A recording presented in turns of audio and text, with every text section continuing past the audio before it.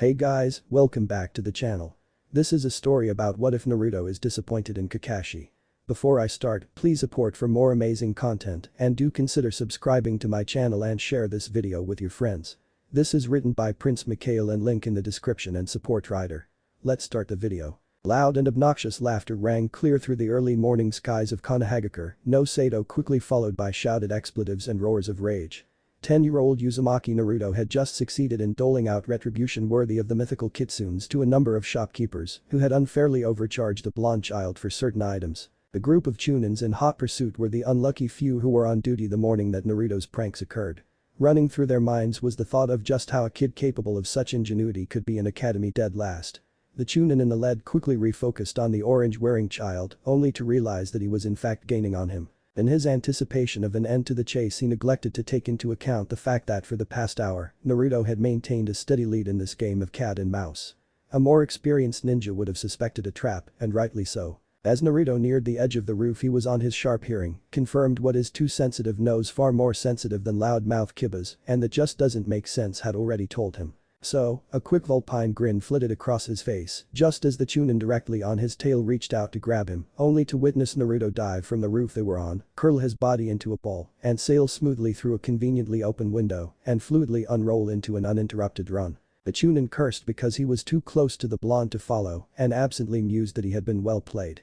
The ninja immediately following the hoodwinked chunin was however quick to follow Naruto. Executing the same maneuver, he prepared to shift his roll smoothly into a run, only to crash against a solid object. Before the unfortunate chunin could recover from the damage, his comrade, who had already jumped after him in a similar motion, crashed into him as he rebounded, and together they fell into an open dumpster that sprung shut with a click. Naruto's laughter let the remaining chunin know that that was no unfortunate accident. Continuing in his run, Naruto thought about the genius of painting around the small window, so small his malnourished stunted frame could just fit through to give the illusion that it was big enough for a full-grown man to fit through.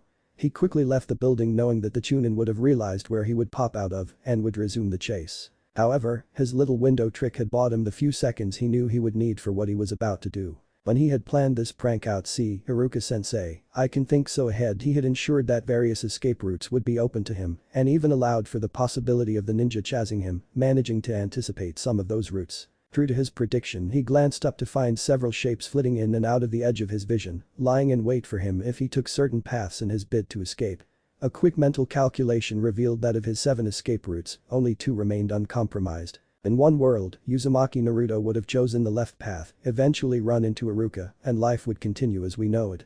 He chose right, and the story of Uzumaki Naruto ended 10 hours later, while the story of Namikaze Uzumaki Naruto began. Sarutobi Hiruzen was having a bad day. He got out of bed with more aches in his old bones than he went to bed with. He had walked into his dining room to find his son eating. Well, that was before said son noticed him and chose to leave rather than finish his food and thus end up speaking to him. To top it all off, no matter what his ninja might say, he suffered the backlash of whatever mischief Naruto got up to more than any other delivered in the doubling and sometime tripling of his paperwork. So that morning was not a good one for him, and to make it worse, his door opened to admit an old man with bandages covering a majority of his body, including one of his eyes. When the Yami no Shinobi came calling, it could mean nothing good. What do you want, Danzo? As you can see, I am very busy this morning, Sarutobi bit out. We both know that your extra workload is as a result of your softness, was the reply. Sighing in weary exasperation, the Hokage replied, when will you drop this argument, Danzo? I have made my views on this matter clear. As always happened in the past during such arguments, Danzo was getting agitated. You allow that child to waste his potential. You and I know just what that child could become if only. Rising from his chair, Sarutobi thundered, enough. Listen to yourself, you call him a child in one breath and turn around to propose him becoming a weapon. The frustration of his morning had finally come to a head. Danzo stopped for a moment and took a good look at his former teammate. He realized that years of seeing Hiruzen behind a desk had lulled him into a false sense of complacency when it came to his teammate. Internally, he decided to scrap the present form of offense and switch tactics. Very well, however, you allow him to be treated as he is, and without the proper guidance he might give into the beast sealed into him and turn against us all. No one knows just how containing the Kyuubi will affect the child's mental state. You will see Konoha burn because of some misplaced sentiment. Proper guidance, you mean torture disguised as training for the sole purpose of creating a weapon in the shell and guise of a child. If that is what it takes. Danzo stoically replied. Sarutobi was not normally one to be deterred. But when the Sandaime looked into Danzo's eyes he knew that none of his words were getting through and curse him, but he just wanted Danzo gone. So he sighed and settled back into his chair. A flicker of surprise crossed Danzo's face at Sarutobi's actions. As the aged Hokage lit his pipe, he decided on a course of action, anything to get this annoyance over and done with. His impatience would change the future of the elemental nations and cause no small amount of anxiety to an elder toad sage. After taking a few good puffs which served the dual purpose of calming him and aggravating his teammate though he hit it well, he spoke the words that would damn a child's soul and change the fate of a nation, the fate of the world. I hear your concerns, Danzo, really I do, but let me ask you this, why do you think I always make time for Naruto? Danzo stilled, his devious mind quickly forming and discarding various thoughts and reaching different conclusions. A glance at Sarutobi revealed a calm visage that gave nothing away. Were he capable of such thought he would have interpreted his teammate's question to mean that the aged Hokage considered it the least he could do for the poor child. However, his scheming mind was almost unable to accommodate such expressions of human kindness. Instead, he smirked and said, I see. By becoming the only light in his darkness, you ensure his complete devotion to you. Turning to leave, Danzo said, it's good to see you haven't lost it all, Hiruzen. Sarutobi sighed sadly at the various twists and turns of his former teammate's thoughts, but made no move to correct him. His misled conclusions would satisfy him for a while. He turned around when he felt a chill wind and found the window open. Dismissing it from his mind, he prepared to return to his work and he allowed a moment of thought to thank Kami that Naruto would never learn of this discussion. Crouched behind some boxes on the roof of the Ninja Academy, Uzumaki Naruto stared blankly ahead as his young mind tried to comprehend his world and conceptions crumbling down around his ears. He paid no heed to the tears falling from his eyes as he tried to grasp the full importance of just what he had heard. It couldn't be true, right? There's no way something like a demon brat. We don't serve demons here. Leave, fox brat. Would be sealed into him. No way that the Hokage, what's up old man? Ha. Hirojiji, what was that orange book? I'm gonna become Hokage, so keep that hat for me. Would deceive him like that. But even as his little mind denied what he just learned, the facts added up in a way that just couldn't be denied. The nigh unlimited stamina outrunning Chunin level ninjas for hours on end since the time he was 7, his injuries healing overnight, broken bones, mending in hours, and torn skin sealing back up in mere minutes, the overdeveloped senses when Kiba, sitting in the front row, tried to embarrass the teacher by pointing out he smelled like sex, probably having gotten some that very morning. Naruto, sitting in the back, knew that it was exactly 5 hours before class and with a guy.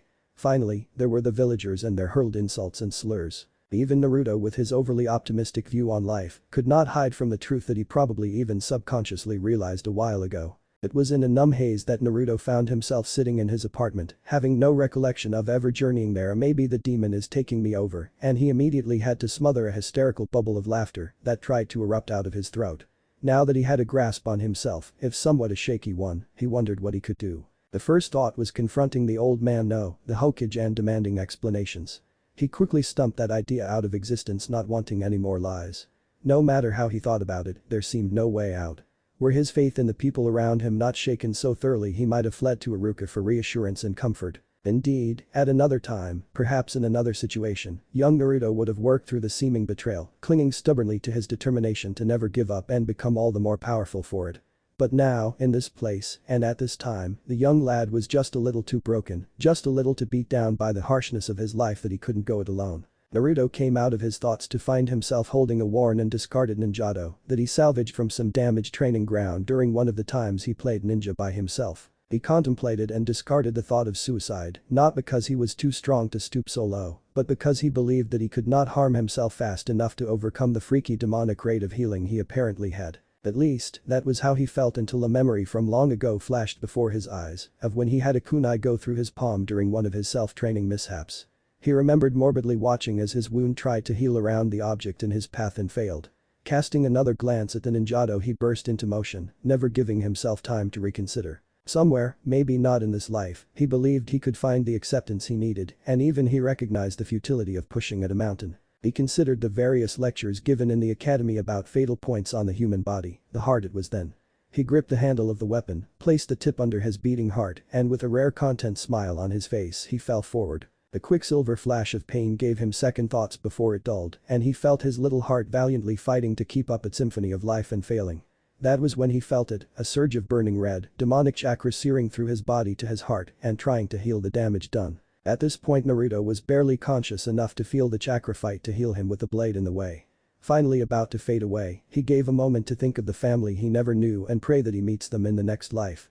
With that last thought, he closed his eyes and gave into the blackness. The Kyuubi was startled awake for the first time in a decade to find his host's body failing around him and the mental landscape crumbling. He had a split second to react and he made the wrong call. A seasoned shinobi would have pushed the panic and acted.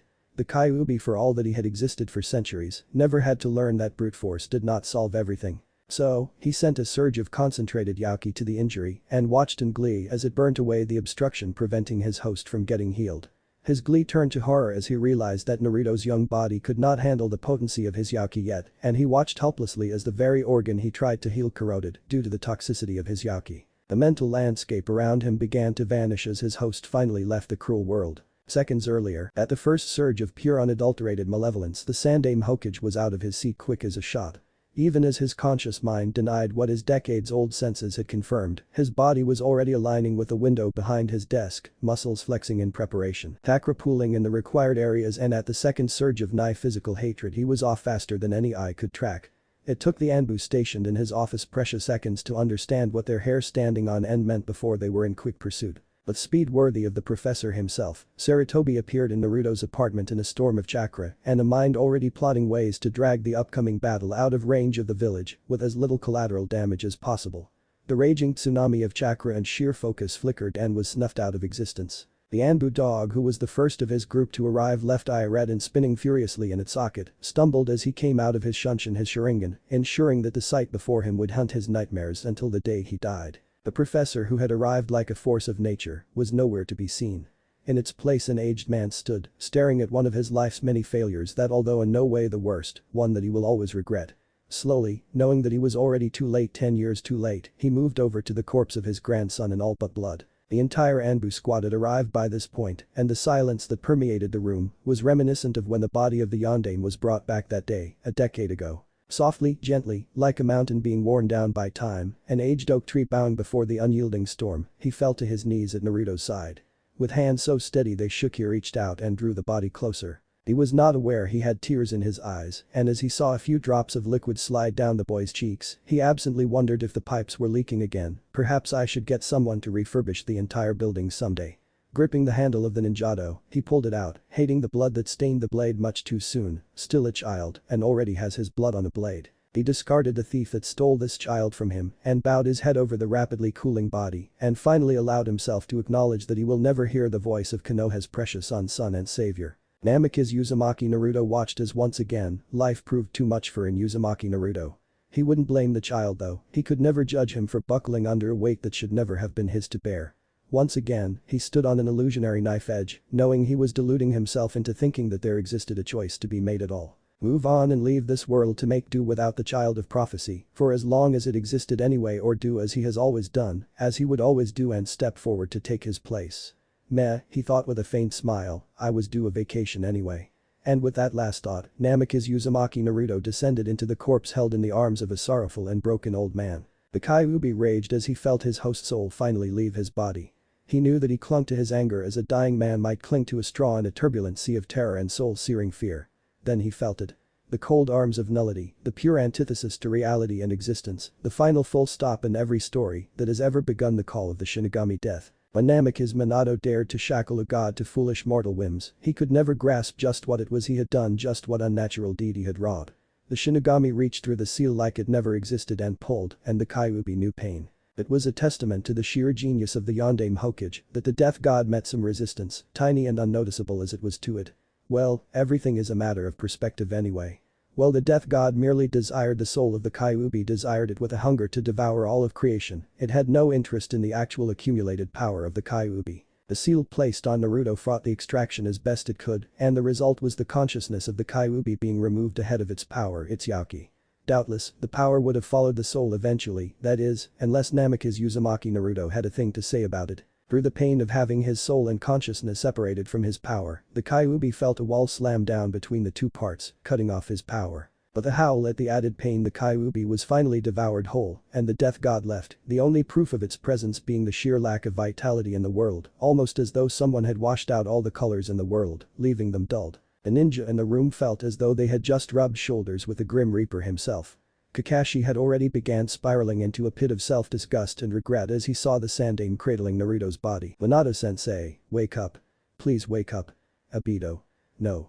Kakashi, it's Rin, she's gone. He wondered why he even bothered as his plans to retire from Anbu in time to take on a genin team went up flames. The other ninja each remembered times when they interacted with a little child.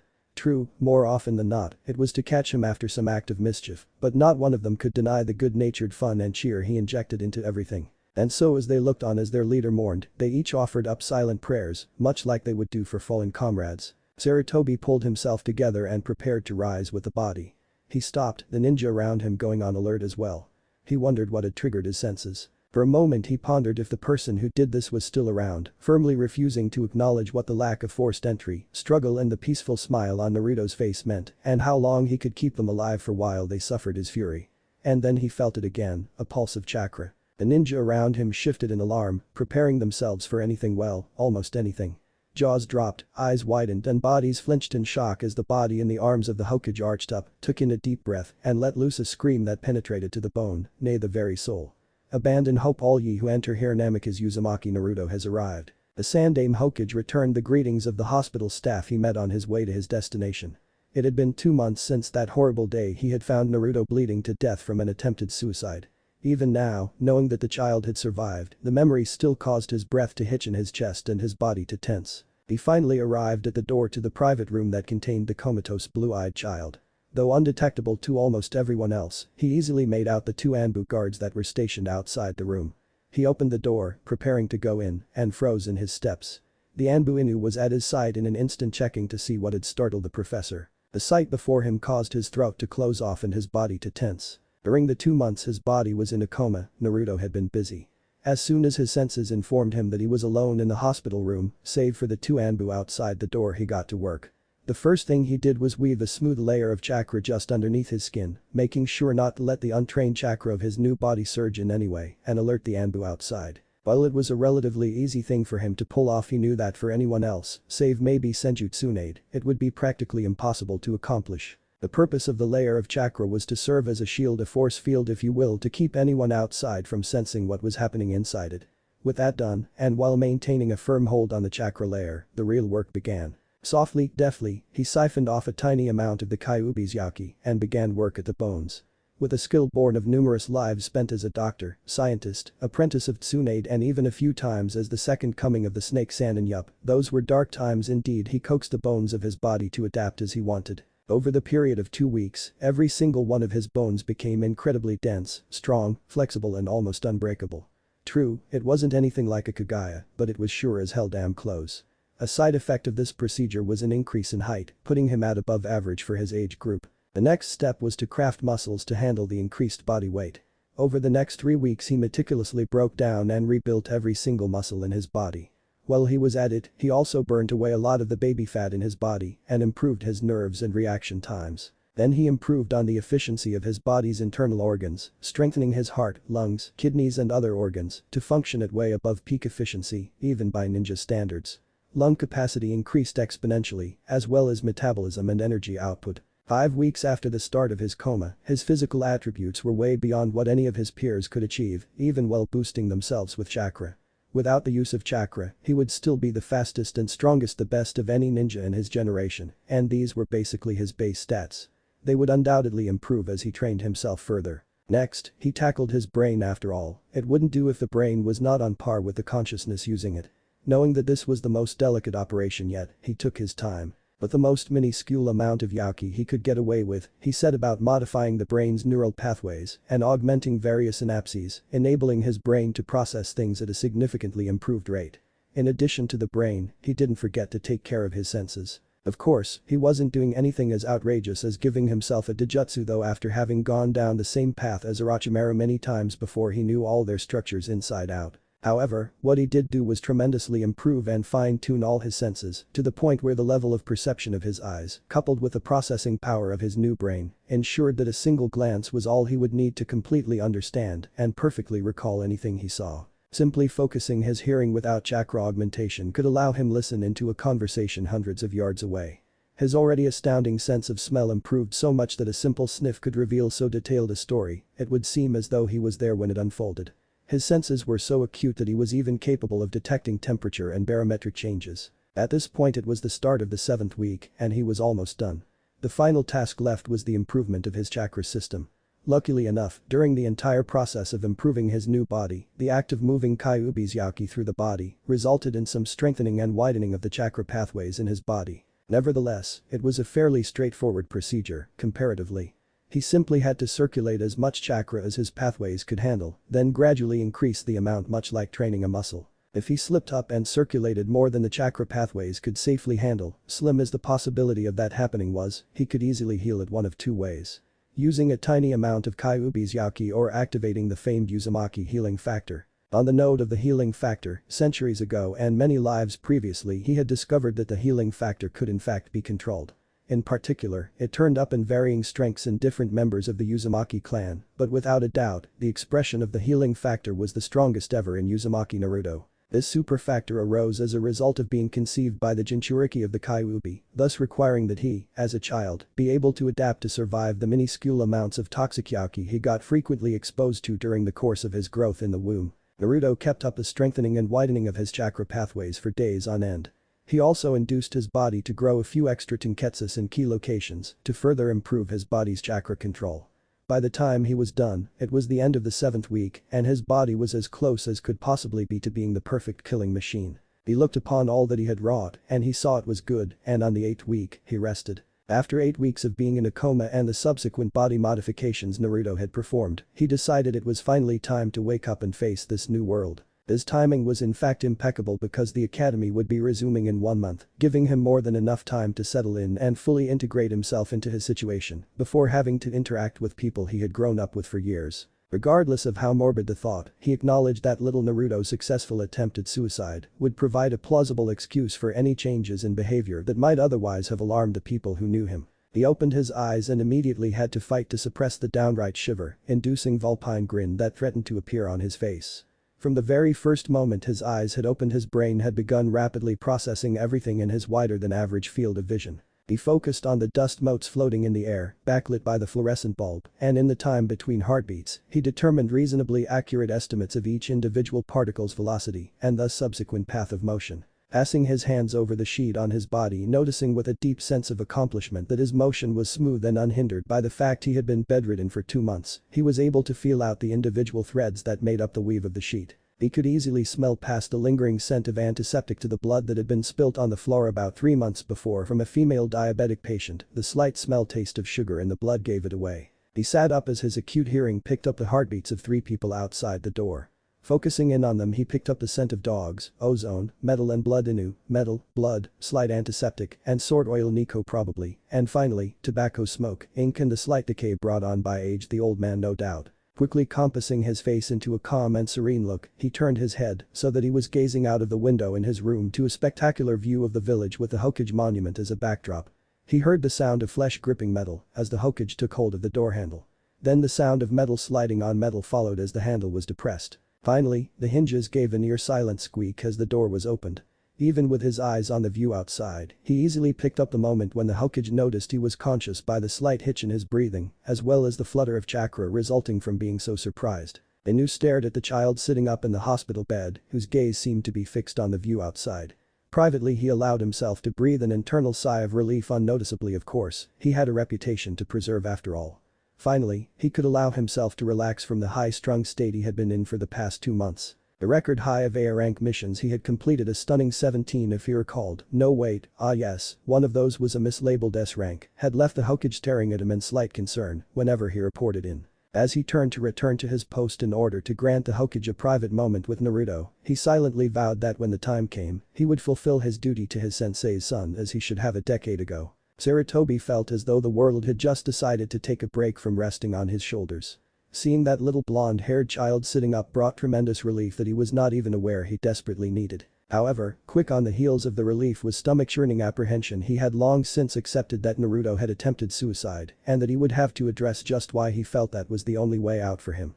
He walked into the room, making sure not to walk silently as all ninja worth their salt unconsciously did. He even closed the door slightly harder than he usually did, all in an effort not to startle the poor child, completely unaware that said child was bursting his gut trying not to erupt into belly-aching laughter. The Sandaime decided to start off the inevitable conversation. "Hello Naruto-kun, it warms this old man's heart to find you awake again," he began gently. When Naruto turned and locked gazes with him, he unconsciously stilled as that piercing blue gaze caused flashbacks of another blonde-haired man's calm and confident soul-searing blue eyes. With a start he realized that something about the boy was different. Not just the aura about the child, for gone was the usual childlike, sunny and impatient disposition that used to cling to him, and in its place was a more tempered and calm aura, but his looks as well. Indeed, unless his aging eyes were deceiving him, Naruto's face was more defined now, having lost most of its baby fat, and what little he could see of his body suggested he was taller and fitter than before his coma. In a quicksilver flash of intuition, he concluded that the doctors must have noticed that a steady diet of ramen had done no good for him and added some extra nutrients to the IV drip administered to him. It was a reasonable deduction and even half true, for when Naruto was improving his body, he did obtain the needed nutrients and other important proteins from the IV drip. His contemplation of the changed child only lasted a moment and he continued his journey to the bedside seat. Naruto followed him with his eerily focused gaze, and when the old man had sit down, he opened his mouth and spoke in a smooth and even tone. "Gigi." The Sandaime was startled once again in such a short time. Anytime Naruto had ended up in the hospital, he was always noticeably more exuberant than he was at the moment whenever he got a visit from him. Then he reminded himself that he could hardly expect the child to remain unchanged by the ordeal he had gone through. Naruto, who had easily followed the old man's train of thought, for he was never guarded around him, except when he asked about his parents or the reason for why he was treated as he was, had to stop himself from reacting noticeably as his theory was proven correct and any change in his behavior was put down to surviving his attempted suicide. Since he wanted to get over and done with the real reason that the Hokage was here, he said, "How long has it been since how long have I been asleep?" Sarutobi noticed the change in Naruto's intended sentence as he was meant to and replied, "You have been here for 8 weeks now Naruto-kun. Naruto-kun, can you tell me what happened? Did someone say something to you that made you sad? Did someone do something bad to you?" It was that last question that got a reaction out of him. Naruto blinked in carefully muted surprise at that. He wondered idly if this Naruto had suffered physical violence on his person or maybe other forms of physical abuse. He immediately dismissed such dangerous thoughts from his mind. On the outside, however, he merely shook his head and having already decided on how he should play this, he stated in the same calm and even tone he had been using, "Gigi, I was just tired." This short statement achieved its objective by leaving its meaning open to interpretation, essentially making the old man come up with an excuse for him without any effort on his part. And indeed, the Hokage did draw his own conclusions, believing that Naruto meant that the various actions and words of the vengeful and misled villagers towards him had finally gotten too much for him to bear. And really, who could blame the child? It was a testament to his tenacity that he had lasted as long as he had, and the Hokage liked to believe that it was a measure of Naruto's inherent goodness that he did not immediately turn to revenge as his way out. The Hokage never suspected a thing, for how could he? Simple and transparent Naruto had never been capable of deception when it mattered. The old man sighed and said, "I understand Naruto, and I just want to say that I am always here for you always." When he saw the child nod with emotion, gratitude finally showing in his eyes, he allowed himself to fully relax and accept that Naruto was here, alive and well. He then said, "Well, the doctors have said that once you wake up, all that remains is a quick checkup, and then you're free to go. While you were here I took the liberty of getting your apartment fixed up, and now that I see you have outgrown your clothes, I can have some brought for you before you have to leave the hospital." Naruto smiled at him, not his usual goofy and too wide smile, but a more subdued and real one, and said, "Thanks Gigi. I can't wait to leave here," and wrinkling his nose, he said, "It stinks." Sarutobi allowed himself to chuckle at the Naruto-ish complaint, somehow knowing that such manifestations of the bright and happy child he once knew would be rare occurrences from now on. He knew in the depth of his two old bones that Konoha had lost something that day 2 months ago, something that they would never ever get back. Naruto paused with the key in the lock, allowing his chakra to flutter in surprise, not because of the Anbu agent who had just sneezed, the agent whose presence he had detected as soon as he had stepped out of the hospital, but because of the fresh and clean walls surrounding his door, unblemished by creative and oftentimes repetitive graffiti. Shrugging, he stepped into his transformed apartment, absently noticing the reinforced ninja-grade locks on his door, and now that he was paying attention, the likewise reinforced and heavier door. He let out an amused huff, got the apartment fixed up indeed. Standing in the doorway, he let his gaze pan across his obviously refurbished apartment, appreciating its new decor from the new and modern appliances to the far more comfortable furniture. He stepped fully into his living room, ignoring the Anbu guard trailing him who just relocated to the tree beside his apartment building. On the topic of new things, he had to compliment whoever purchased the clothes he was wearing. His outfit, composed of a form-fitting dark blue long-sleeved shirt and black cargo shorts with steel-toed combat boots, was a definite upgrade from the orange monstrosity of yesteryears. They were very comfortable, although he didn't quite agree with their color scheme. He hadn't gotten too used to donning red and black and would have to see about acquiring some clothes similar to those he had worn in past lives. Perhaps he would even get back to wearing that face mask like Kakashi does. He sat on his couch and decided to finally tackle the main obstacle to his complete integration in this reality, and that was researching the history of the world. A seemingly inane thing to worry about, but he remembered once, many lives ago, publicly idolizing the Yondaime Hokage only for a mob made up of ninja and civilians to attempt to kill him. Much later, after he had reduced Konoha to a smoking and barren wasteland, he found out that the major change in this world was that Namikaze Minato was the Godaime Hokage and Orochimaru's successor. Moving on, he easily hatched a plan of action. He was aware that the tree outside his apartment afforded any skilled individual the ability to see into his living room, but not his bedroom. So, under the guise of checking out the changes made to his bedroom, he casually walked inside it and seamlessly produced a Kage Bunshin without any evidence to give it away, making sure that the spike in chakra was the same as the one he let out in front of his apartment when he feigned surprise at the new decor. The Anbu outside never suspected a thing. While his clone hid in the bedroom, he wandered back out and eventually left his apartment with a book, which going by the annotation in it, was left to him by Jiraiya as a birthday present, not that the old Naruto would have been able to deduce what the scribbled signature of oil stood for. He made his way to the top of the Yondaime's head and sat down to read, easily sensing the Anbu guard settle down to read what was no doubt an orange book. Meanwhile back at Naruto's apartment, the moment the Kage Bunshin felt his creator leave and the Anbu follow him, he set out to fulfill the task for which he was created. With no warning, his body smoothly shifted into that of an average-looking 10-year-old with perfectly ordinary features, brown eyes and hair. He left the apartment and made his way to the Konoha Public Library. He nonchalantly walked inside, politely greeting the librarian at the front desk who smiled back at the polite young man.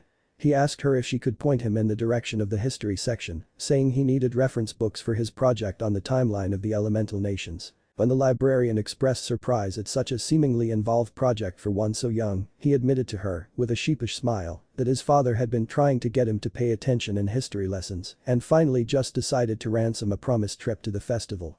He hoped that by doing the project he could convince his dad that he had turned a new leaf, so to speak. Chuckling at the impatience of today's youth for things like history, she pointed out the necessary section for him. The clone followed her directions and easily located various books written from different perspectives of ninjas and civilians alike, all told, a total of 6 relatively thick books.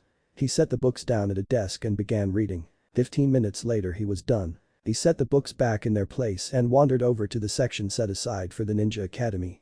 He speed-read the various textbooks, easily deducing the syllabus for all the years of the academy, as well as brushing up on the material taught. He had plans to skip a lot of days in the academy and was gratified to note that the final graduation exam accounted for 70% of a student's grade for all their years in the academy. A dead last student could easily end up in the upper 25% of his year at the end of the day. Finally, the clone went to attend to his last task, the history of various wars and battles fought, as well as notable deeds of various ninjas. The purpose of reading about such was twofold.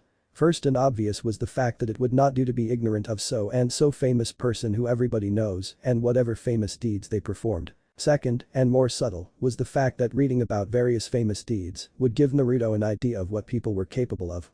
For example, in some realities, space-time manipulation was never discovered and so using jutsu like the High-Ration caused far more trouble than it was worth. By the time the clone had finished, having taken some extra time to peruse books on forging, and geography, he had been in the library for 2 hours. He left, pausing at the front desk to thank the librarian, and left with a mischievous smile and a promise to bring her a souvenir from the festival. She laughed at his adorable cheek and waved him off. The clone walked out of the library and using a technique Naruto had created a long time ago, when he got frustrated by the Kage Bunshin's limitations in terms of memory transfer, the clone sent a clump of its memories from the past 2 hours along the link that all shadow clones shared with their creator. The technique negated the need for a clone to disperse every time it wanted to share its experiences, thus adding significantly to the overall effectiveness of a clone during its lifetime. With that done, the clone walked down a deserted alley and vanished with no smoke, sound or trace gone, between one moment and the next. The clone appeared in one of the deserted training grounds closer to the outskirts of the village. Indeed, as you might have guessed, he was in search of a suitable place where the original could train, somewhere well away from people and with the smallest possible risk of discovery. The training ground was not his final stop, however. He walked with a determined gait towards the trees that surrounded the forest, walking in a direction that would put him eventually at the wall surrounding the village. Before he could get that far, he emerged into a clearing. It bore the marks of area effect ninjutsu, evident by the various scorch marks, damaged equipment, felled trees, and in some places rust-brown stains, denoting where blood was spilt. These clearings arose as a result of ninjas who wanted to test out some ninjutsu of the army killing persuasion. Out of courtesy, said ninja rarely ever experimented in official training grounds, not wanting to damage them and prevent others from making full use of them. The clone carefully memorized the location of the clearing and left to another part of the village to repeat the process. After 3 hours of searching, the clone had found and memorized the locations of a total of 11 such accidental training grounds, 3 of which had signs of use in the past year and were thus cut out of consideration. One of the potential training grounds had a waterfall, nothing too outrageously big, but more than sufficient for wind-nature chakra training among other things. Having accomplished all that he had set out to do, the clone disappeared without a trace, and this time for good. On top of the Yondame's head, Naruto gave no indication whatsoever that he had received the memories of his clone. He smoothly stood up and dusted off non-existent dirt from his shorts. He sensed the attention of the Anbu on him as he stood and surveyed the village. Perhaps he is worried I might jump. He inhaled the clean and fresh air, held it in for a beat, and then exhaled. With one last glance at Konohagakure, he turned to return to his apartment. Arriving at his apartment once more, Naruto went about preparing a simple dinner. He made a mental note to read a cooking book in plain sight of one of his watchers before he began to prepare gourmet dishes. On that thought, he should probably start taking the chance to convince anyone watching him that he had taken up reading as a hobby. It was never fun when people started getting suspicious and watching him so close that it became a bother for him to cut loose and have fun. After all, he has found that people have the tendency to start giving him narrow-eyed looks when they discover he is a master blacksmith, hunter, tanner, tailor, chef, builder, artist. Well, you get the idea. The thing with living forever is that you have the time to do anything, and so eventually, you do. After eating and cleaning up, he went through the motions of getting ready for bed, and after securing his apartment, he turned off all the lights, climbed into bed and went to sleep. A few minutes later, Nico arrived to relieve me, said Kakashi as he finished his report of his day guarding Naruto. The Sanday exhaled a stream of tobacco smoke and closed his eyes. Turning to one of his most prodigious jounin, he said, "Thank you, Kakashi." Noticing that his ninja seemed to have more to add, he inquired, "Is there something else?" Visibly hesitating, Kakashi finally sighed and said, "No, Hokage-sama." Giving him an assessing gaze, the Hokage decided to let it rest. "Very well, you may leave. Thank you for your good work." With a bow, Kakashi vanished from the Hokage's office in a cloud of smoke, and the old man turned back to his work, hoping to finish soon and go home. Moments earlier, the moment Naruto sensed the incoming chakra of Nico, he carefully molded his chakra in preparation, and when Nico arrived, causing a slight spike in her chakra, he burst into motion. He seamlessly and smokelessly created a cage bunchen beside his bed and in the same motion switched out with clone and without losing a beat, vanished from his apartment, all in the time it took the chakra spike of Nico's shunshin to die down, thus effectively masking his actions from detection by the two Anbu outside. Naruto materialized at the first of the 8 clearings he was going to convert into his personal training grounds. He created 10 highly charged shadow clones and departed for the next clearing. As Naruto left, his clones spread out and by the time they had stopped moving, each clone stood in front of a tree. From above, the formation of the clones would have looked like a circle with 10 points placed at regular intervals.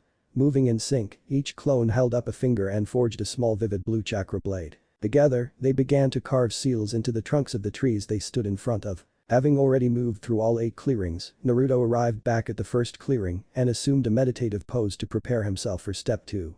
In all the 8 clearings, his clones were hard at work inscribing seals in increasingly complex patterns on 10 trees. Meanwhile, Naruto had begun his own portion of the task. Very carefully he gathered and molded a huge amount of chakra and kept a firm hold on it. Reaching out with his senses, he examined the chakra of the trees, plants and animals around him, essentially getting a read on the exact frequency, if you will, of the background chakra of the clearing. Then with absolute focus he began to mutate the nature of the chakra he had molded. Step by step, the chakra began to change from one that was unique to Naruto until finally it was indistinguishable from the chakra that saturated the surroundings, and right in time too, for he sensed through the link he shared with all his clones that they had just finished inscribing the seals. Now came step 3. Reaching out again, he grasped all 80 chakra links to his shadow clones and gave the shadow clones the go-ahead to do their parts. But the active chakra link between themselves, the clones were able to act in sync simultaneously. They molded all their remaining chakra into neutral nature chakra, placed their hands on the seals they had just carved and activated the seals they had just carved, making sure to halt the activation process just before its conclusion, essentially leaving the seals in a state of suspended animation, much like drawing a circle and stopping just before closing it off. Now for the most delicate part of the entire procedure. With his clones' minds right there with him, Naruto portioned the carefully prepared chakra into 80 equal parts, and after making sure that all his clones were ready, sent them out along the chakra links with each chakra packet, traveling at a speed that ensured that all the clones received them at the same time. As the clones felt the chakra packets arrive, without interrupting the flow, they fed the chakra into the suspended seals, and just as the last of the incoming chakra was sucked into the seal, they closed the loop, completing the charging and activation of the seals. Owing to the neutral nature of the chakra used, no ninja sensed the chakra spike, and the hidden nature of the clearings ensured that the resulting light show went unseen. After the chakra eruption had died down, Naruto dismissed all his clones. Getting up out of his meditative post, Naruto probed the newly made barrier around the clearing he was in, checking to make sure that all the features he had intended were present in the barrier and that nothing went wrong. He was satisfied with what he found. Now, no one but him would be able to find any of the 8 clearings, and even those who might have known about their existence in the past would just conclude that the trees must have regrown after they realize that they can't find any clearings outside the training grounds after all. Who knows what the trees grown by the Shaddam are capable of. With all that done, Naruto could then get around to training up his body to flow smoothly with all the moves and reflexes he had acquired over his very long existence. It was always ultimately easier to have a body that didn't fight against ingrained reflexes and motions. Moving to the edge of the clearing, he flexed his chakra and suddenly 500 shadow clones existed in the previously empty place.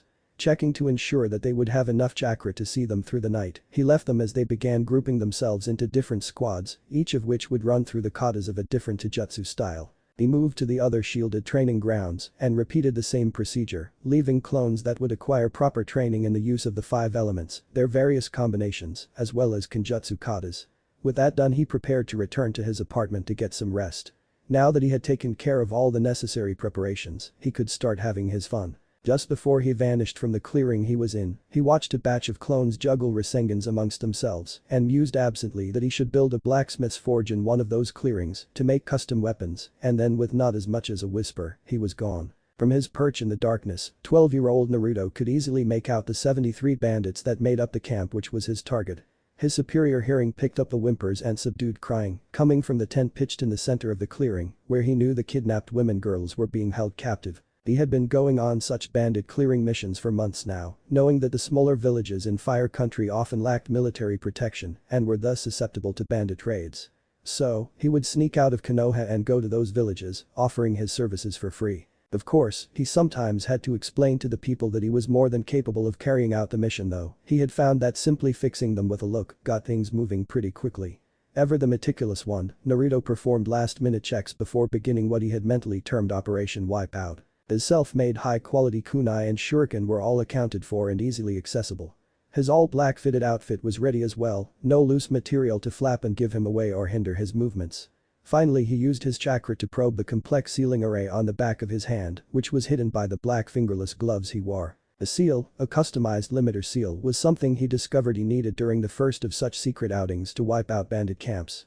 On that first pro bono mission, he had snuck into a bandit camp, navigating to the tent holding the captives without being detected by any of the bandits. His intention was to get the captives free via use of his clones and well on their way back to their little village and their loved ones before he commenced with taking down the bandits. The bounty placed on them had requested that the women captured be returned unharmed and the bandits taken in dead or alive, and knowing that it was actually more difficult capturing enemies alive than dead, he had chosen to keep them alive. Well, that was his intention before he had slipped into the tent to find that the captives had all been brutally raped and murdered, and the oldest had been only 14. Silence spread unnaturally fast through the clearing as all the normal sounds of the nighttime forest stilled.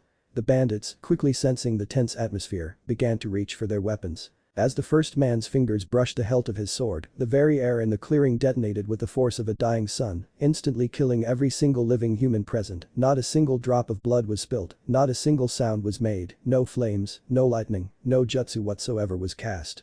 60 lives were extinguished by raw, ferocious and quite frankly, godly, killing intent. After Naruto had turned the bandits' bodies to ash and returned the murdered victims to their loved ones, he reflected on the mission, if it could be called that. Realizing that the level he was at could turn a simple face slap delivered in anger into a beheading strike, he set out to rectify the situation. Years ago, when he had lived the life of an Uzumaki clansman, he had heard of theoretical limiter seals, intended to drag beings on par with the Biju down to the level of common ninja. These seals would be heads above the generic limiter seals which merely limited chakra or provided resistance to physical exertion. No, these theoretical seals would have the power to infiltrate not just the chakra system of the target but also the neural system as well. Their activation would lock away a stipulated portion of the target's chakra capacity, thereby both limiting the amount of chakra they have as well as their rate of chakra regeneration. They would also limit the rate of transfer of neurons along their neural network, resulting in slowed down reflexes, loss of strength, and a general diminishing of the target's capabilities and attributes. Under the effects of the seal, gods would be as men. It took 4 months of constant work using a veritable horde of shadow clones, but Naruto did it. He implemented 7 levels, level 1 being the inactive state of the seal, to level 7, placing him on par with the better Jounins of Konoha. He also designed the seal with a quick release mechanism, allowing him to jump in levels with but a thought. Silent as the shadows he hid in, he made his way towards the improvised prison. Slipping inside, his nose, covered by a black face mask reminiscent of the one worn by Kakashi, picked up the scent of blood, sex and tears to his right. Praying, and yet already knowing that it was futile, he turned to find a child of about 9 years old, spread-eagled on the bed and staring blankly at nothing. The movement of her chest and the sound of her heart beating assured him she was still alive. The blankness of her gaze and the fluids flowing down her thighs which his nose informed him were from 3 different men told him that she was dead in other ways. The sight and smell before him caused his body to still and his eyes to turn flat and frigid. Peripherally he was aware that the captives he had come to rescue had drawn back from him in terror, but he could not bring himself to care about that at the moment. Turning back to the entrance to the tent he spoke in a voice that impossibly managed to come out soft and soothing. "Elder Kayaba sent me for you. Please, stay here while I take care of the filth outside." Before any of the people inside the tent could utter a word, a clone had materialized beside Naruto with no prior warning, and Naruto stepped outside. Naruto touched his hand to the tent flap, and a shimmering blue wave passed over the tent, signifying that a combination sound and physical barrier had gone up. Inside the tent, the clone set about soothing and calming the captives, as well as healing those who needed it using medical chakra. Naruto forewent using any method to disguise himself as he calmly and nonchalantly walked towards the main campfire.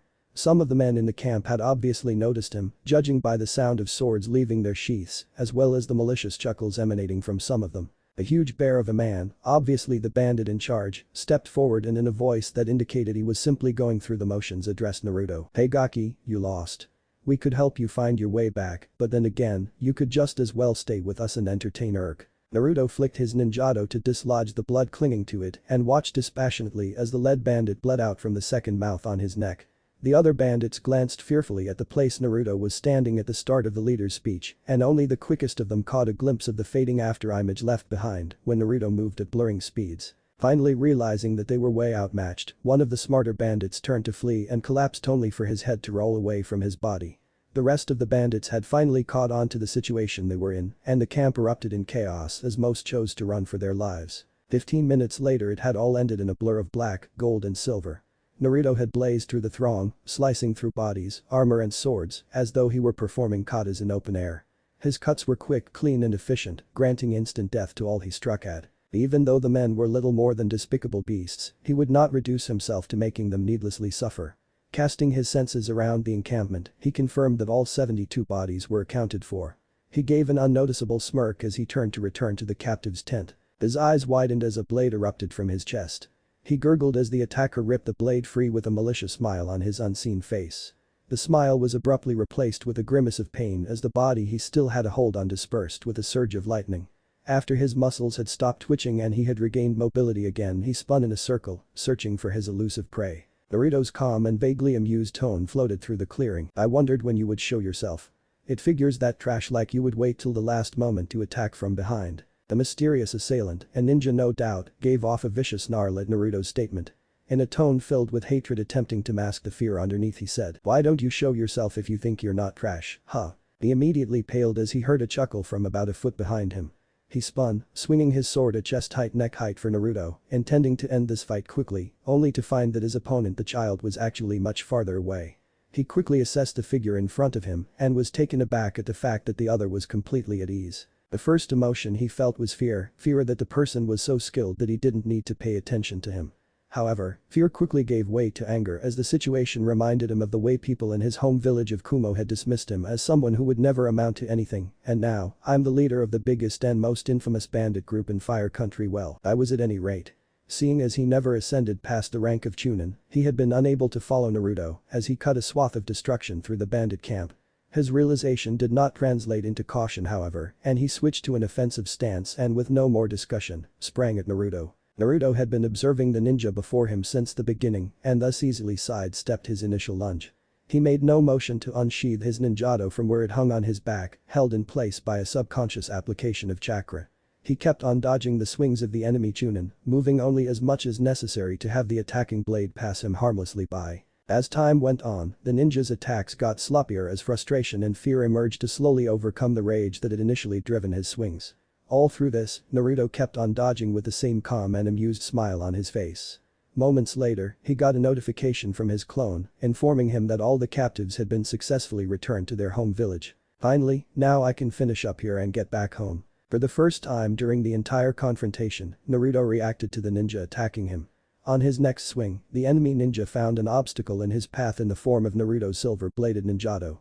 He only had time for his eyes to widen before Naruto sent a surge of lightning chakra down his blade into the enemy's sword and then ground it via his body. The ninja's muscles spasmed and he let loose a pain-filled scream.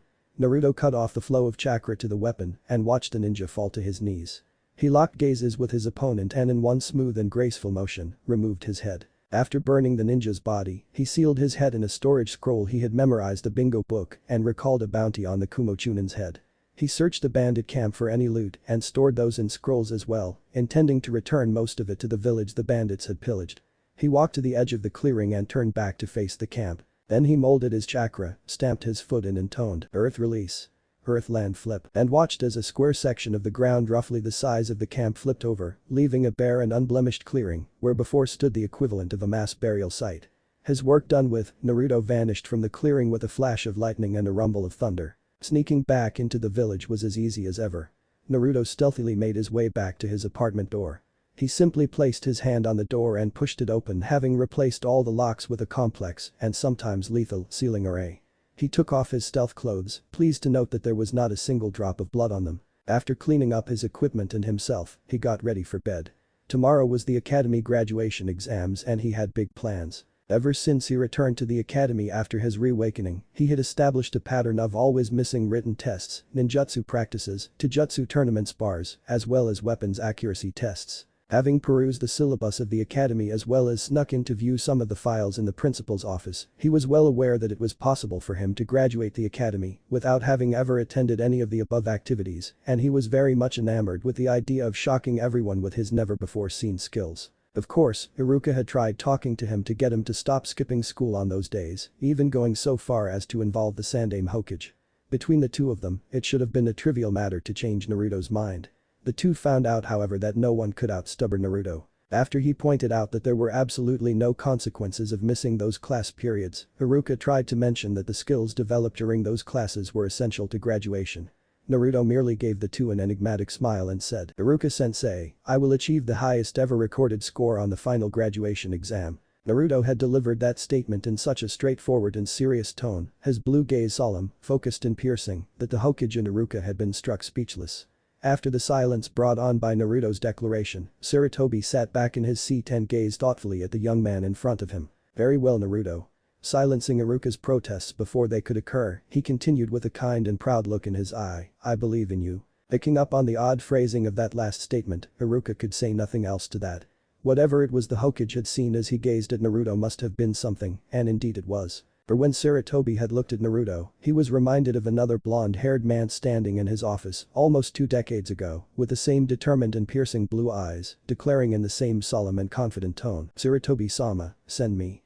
I will end this war." Some of the students already seated in the classroom turned at the sound of the door opening to find their most truant classmate walking in.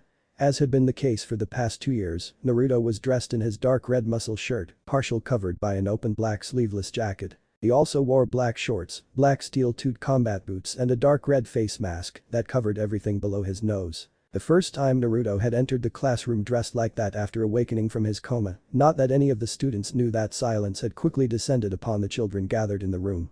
True to form, Inuzuka Kiba had taken the chance to rib Naruto. "Hey dead last, nice threads, your injury must have fixed your fashion sense, but I'm not sure it did anything for your lack of ninja skills." Even though there was nothing particularly witty about that statement, most of the other students still laughed because this was Naruto, and that was what they did. Normally, the laughter would have been interrupted by an obnoxiously loud declaration from Naruto, protesting what Kiba had said and declaring that he would show them the greatness of the future Hokage, but it never came. At this deviation from the norm, people quickly focused on Naruto only to realize that he hadn't even paid attention to Kiba or the rest of the class. In fact, Naruto had never stopped walking and was already seated in the back of the room. After a moment of uncomfortable silence, Kiba threw out another taunt, intending to get a reaction from Naruto. Nothing. By this point, some of the other students had become uncomfortable and were shifting in their seats. Taunt after mocking taunt, and all Naruto did was sit there, calmly staring out of the window by his seat. Finally getting desperate, Kiba began. "And what's with that face mask? Finally realized that it must have been your ugly mug that caused your par," and he stopped. Wondering at what had interrupted Kiba, the students turned to look at him and found him pale and shaking, and even picked up faint whimpers emanating from his jacket where Akamaru was hidden. Quickly their gazes cut back to Naruto, and most of them shivered in fear. Naruto's eyes, that had once been calm and disinterested, were now frigid, deadly and unwaveringly trained on Kiba. After a few more seconds during which everyone held their breath, Naruto finally turned his gaze back to the window. It took a few minutes before people felt comfortable enough to resume their original discussions, and even then, there was still an undercurrent of unease running through the room. At the start of the one-sided confrontation, Uchiha Sasuke had looked up in well-hidden interest.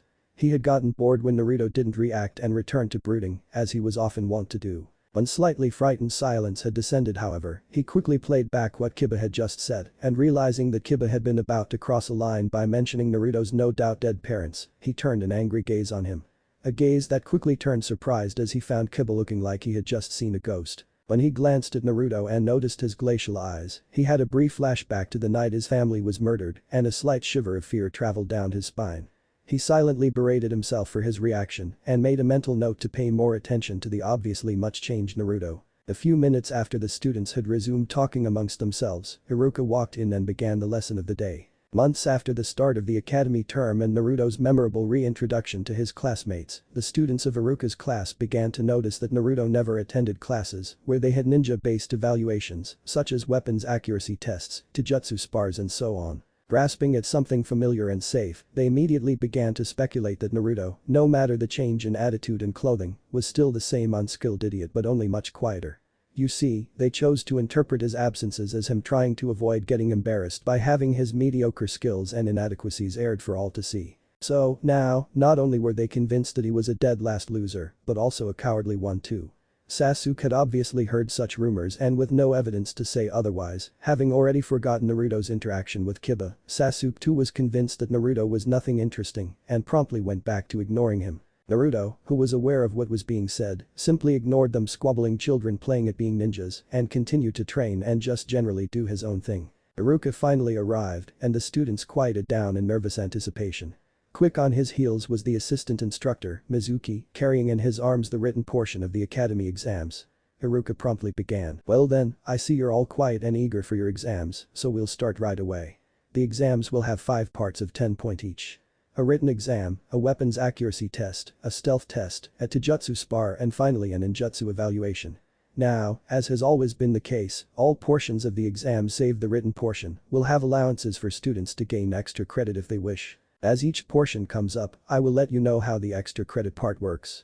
Now, for these written exams, you have 15 minutes to answer all 100 questions correctly. Now, don't feel too bad when you can't answer everything in the time given. The exams are made to be unbeatable, and the record for this part of the exam has been held for over 5 decades by our very own Sandaime Hokage." Many students broke out in hushed murmuring at that little tidbit.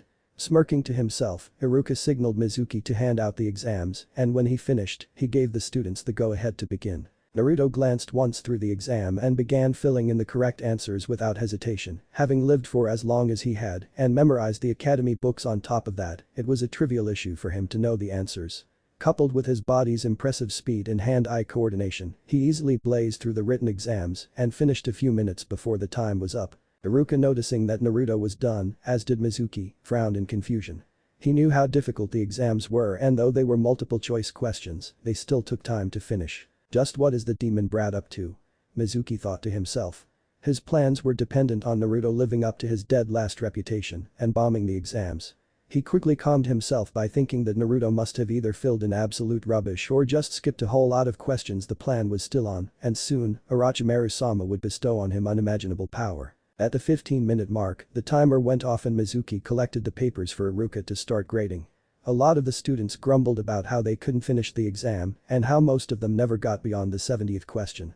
Haruno Sakura, lauded as the smartest student in her year, turned to Iruka and asked, "Ah no, Iruka-sensei, you said that the Sandaime had the record for highest score in this portion of the exam, but you never told us what he scored." Iruka smiled at her and replied, "I had wondered when one of you would ask. I told you not to expect too much on the exam because the highest recorded score is an 89. Most of the students were visibly startled at that. Then Iruka continued, "Now, the next portion is the weapons accuracy test. I want you all to follow Mizuki who will oversee the test while I get to grading your exams. I'm sure it won't take me long." Mizuki led the students outside to the weapons range. The range had 2 lines at a measured distance from the targets. The closest line was at 100 yards, while the second was behind it at 150 yards. The 10 targets were man-shaped cardboard cutouts with special red kill spots marked on them. Turning to the students, Mizuki began instructing them on the next portion of their exam. "For the weapons and accuracy test, I will call your name and you will step up and receive 5 kunes and 5 shurikens from me. You will stand at the 100-yard line and throw at the targets down the range. Your goal is to hit as many red-marked fatal points as possible. For each kill point you hit, you get 1 point. As Iruka mentioned, there is an opportunity for extra credit here. If you want to try for extra credit, you must step up to the 150-yard line and try to hit 10 of the kill spots with only the use of shuriken. Each point you hit properly grants you 2 points, but each one you miss costs you 1. So, if you try for extra credit and hit only 6 points, you get 8 points in total. Oh, and before I forget, the targets will be in motion for the extra credit part. Now, let's begin, Aburam Shino." Shino stepped up to the 100-yard line and, receiving the weapons from Mizuki, began to throw them one by one at the targets. He got 4 out of 5 of his targets using kunai and 3 out of 5 with shuriken. Mizuki noted his score down and called the next person up. This continued for a while, with all the students so far opting to forego the attempt at extra credit. Next, Mizuki called forward Kiba, who decided to try for extra credit. Strutting forward to the taunting calls of his classmate, Kiba accepted the weapons from Mizuki and stood at the 150-yard line. At this point, most of the class was quiet and focused on Kiba. Mizuki activated the mechanism that set the targets in motion and Kiba began. He threw the first 5 shuriken in quick succession and got 4 kill spots. The students watching cheered him on and bolstered by his success, he got too cocky and launched the last 5 weapons faster than before and only scored 3 out of 5. Still, with a total score of 11 points, he was the current highest scorer. He threw a smug smirk at Sasuke and swaggered back to his place in line. The other students after him were encouraged by his success and started trying from the extra credit line. None however were able to do as well as Kiba until it was Sasuke's turn. The students immediately focused on him and his fan club began to cheer him on. Sasuke calmly stepped up to the 150-yard line and accepted the weapons from Mizuki. He quickly launched 5 shurikens so close together that it seemed like he threw them simultaneously. To the amazement of the watching students, he got 4 out of 5, missing the last one only because the target shifted at the last moment. Repeating the same thing with the last 5, he got the same score, putting him at the top of the scoreboard so far with a score of 14 points. Mizuki marked down his score, glanced at his board and called the next student, Uzumaki Naruto. Naruto nonchalantly made his way forward and received all 10 shuriken from Mizuki. He then turned towards the range and as the students noticed he was making his way to the 150-yard line, they began to jeer at him, telling him not to bother making a fool of himself.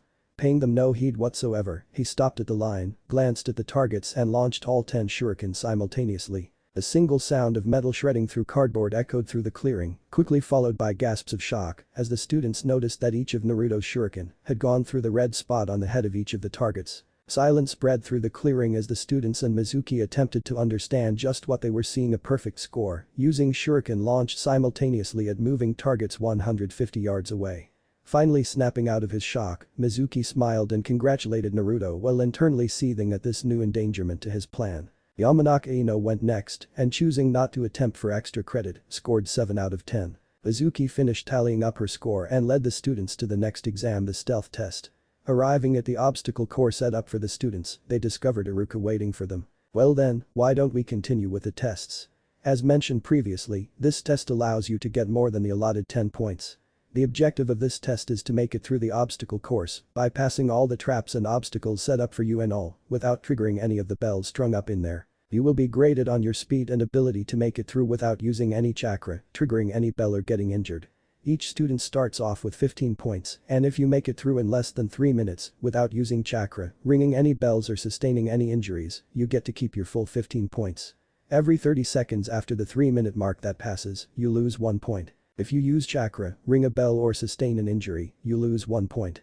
The record for this particular test is actually held by the Yondaime Hokage, who took 4 minutes and 19 seconds and rang no bell to get a score of 13 points. When Iruka had mentioned the time limit, a lot of students began to think that the course would be relatively short and that they could easily make it through.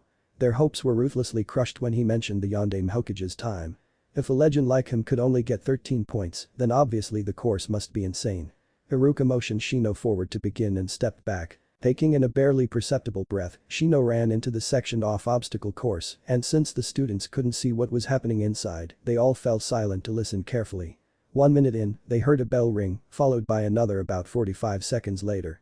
They noticed Iruka making a note in his scoreboard, undoubtedly penalizing Shino. The 3-minute mark passed and Shino was still nowhere in sight. Then 5 minutes after he went in, they heard the sound of a trap go off, and many surmised that he must have gotten injured. Finally, after one more bell rung, Shino emerged, a full 5 minutes and 27 seconds after beginning. He had one injury from a surprise trap and just barely scraped a score of 7 points. After Mizuki had reset the course, the next student went in. One by one, the other students made a pass at the obstacle course, with most getting times of over 5 minutes and 30 seconds and scores of 6, 7, 8, and in one case, 9 points earned by Kiba. When it got to Sasuke's turn, the students once again gave him their full attention. When he started, they all focused, waiting to hear if he rung any bell or encountered any traps. After 3 minutes, people had begun to think that he might make it through without ringing a bell. Then at the 4-minute mark, they heard the distinct tinkling of a bell, quickly followed by another. Sasuke emerged after 4 minutes and 23 seconds without a single scratch on his body. He earned a score of 11 points. As Sasuke returned to his place in line, he threw a blatantly challenging smirk at Naruto, obviously still miffed by Naruto's performance in the weapon's accuracy test. Naruto obviously caught the look, as did practically everyone else, then nonchalantly dismissed it as he walked past Sasuke to the starting line. This action did not sit well with Sasuke, who had to calm himself before he did anything unbecoming in such a public place. Sasuke's fan club did not hesitate to act in his place though, and quickly hurled insults at Naruto, loudest of all coming from Sakura and Ino. Blatantly ignoring them, and thus angering them further, Naruto glanced at Iruka to give him the go-ahead to begin. At Iruka's nod, he was off. The students listened and, despite Naruto's showing at the weapon's range, most of them expected to hear bells going off as well as expletives. After the first minute they had heard nothing, eyebrows were already being raised and disbelieving glances being shared. After 2 minutes and 58 seconds, Naruto casually strolled out of the exit of the obstacle course, not a single scratch on him, clothes unruffled and bells remaining silent.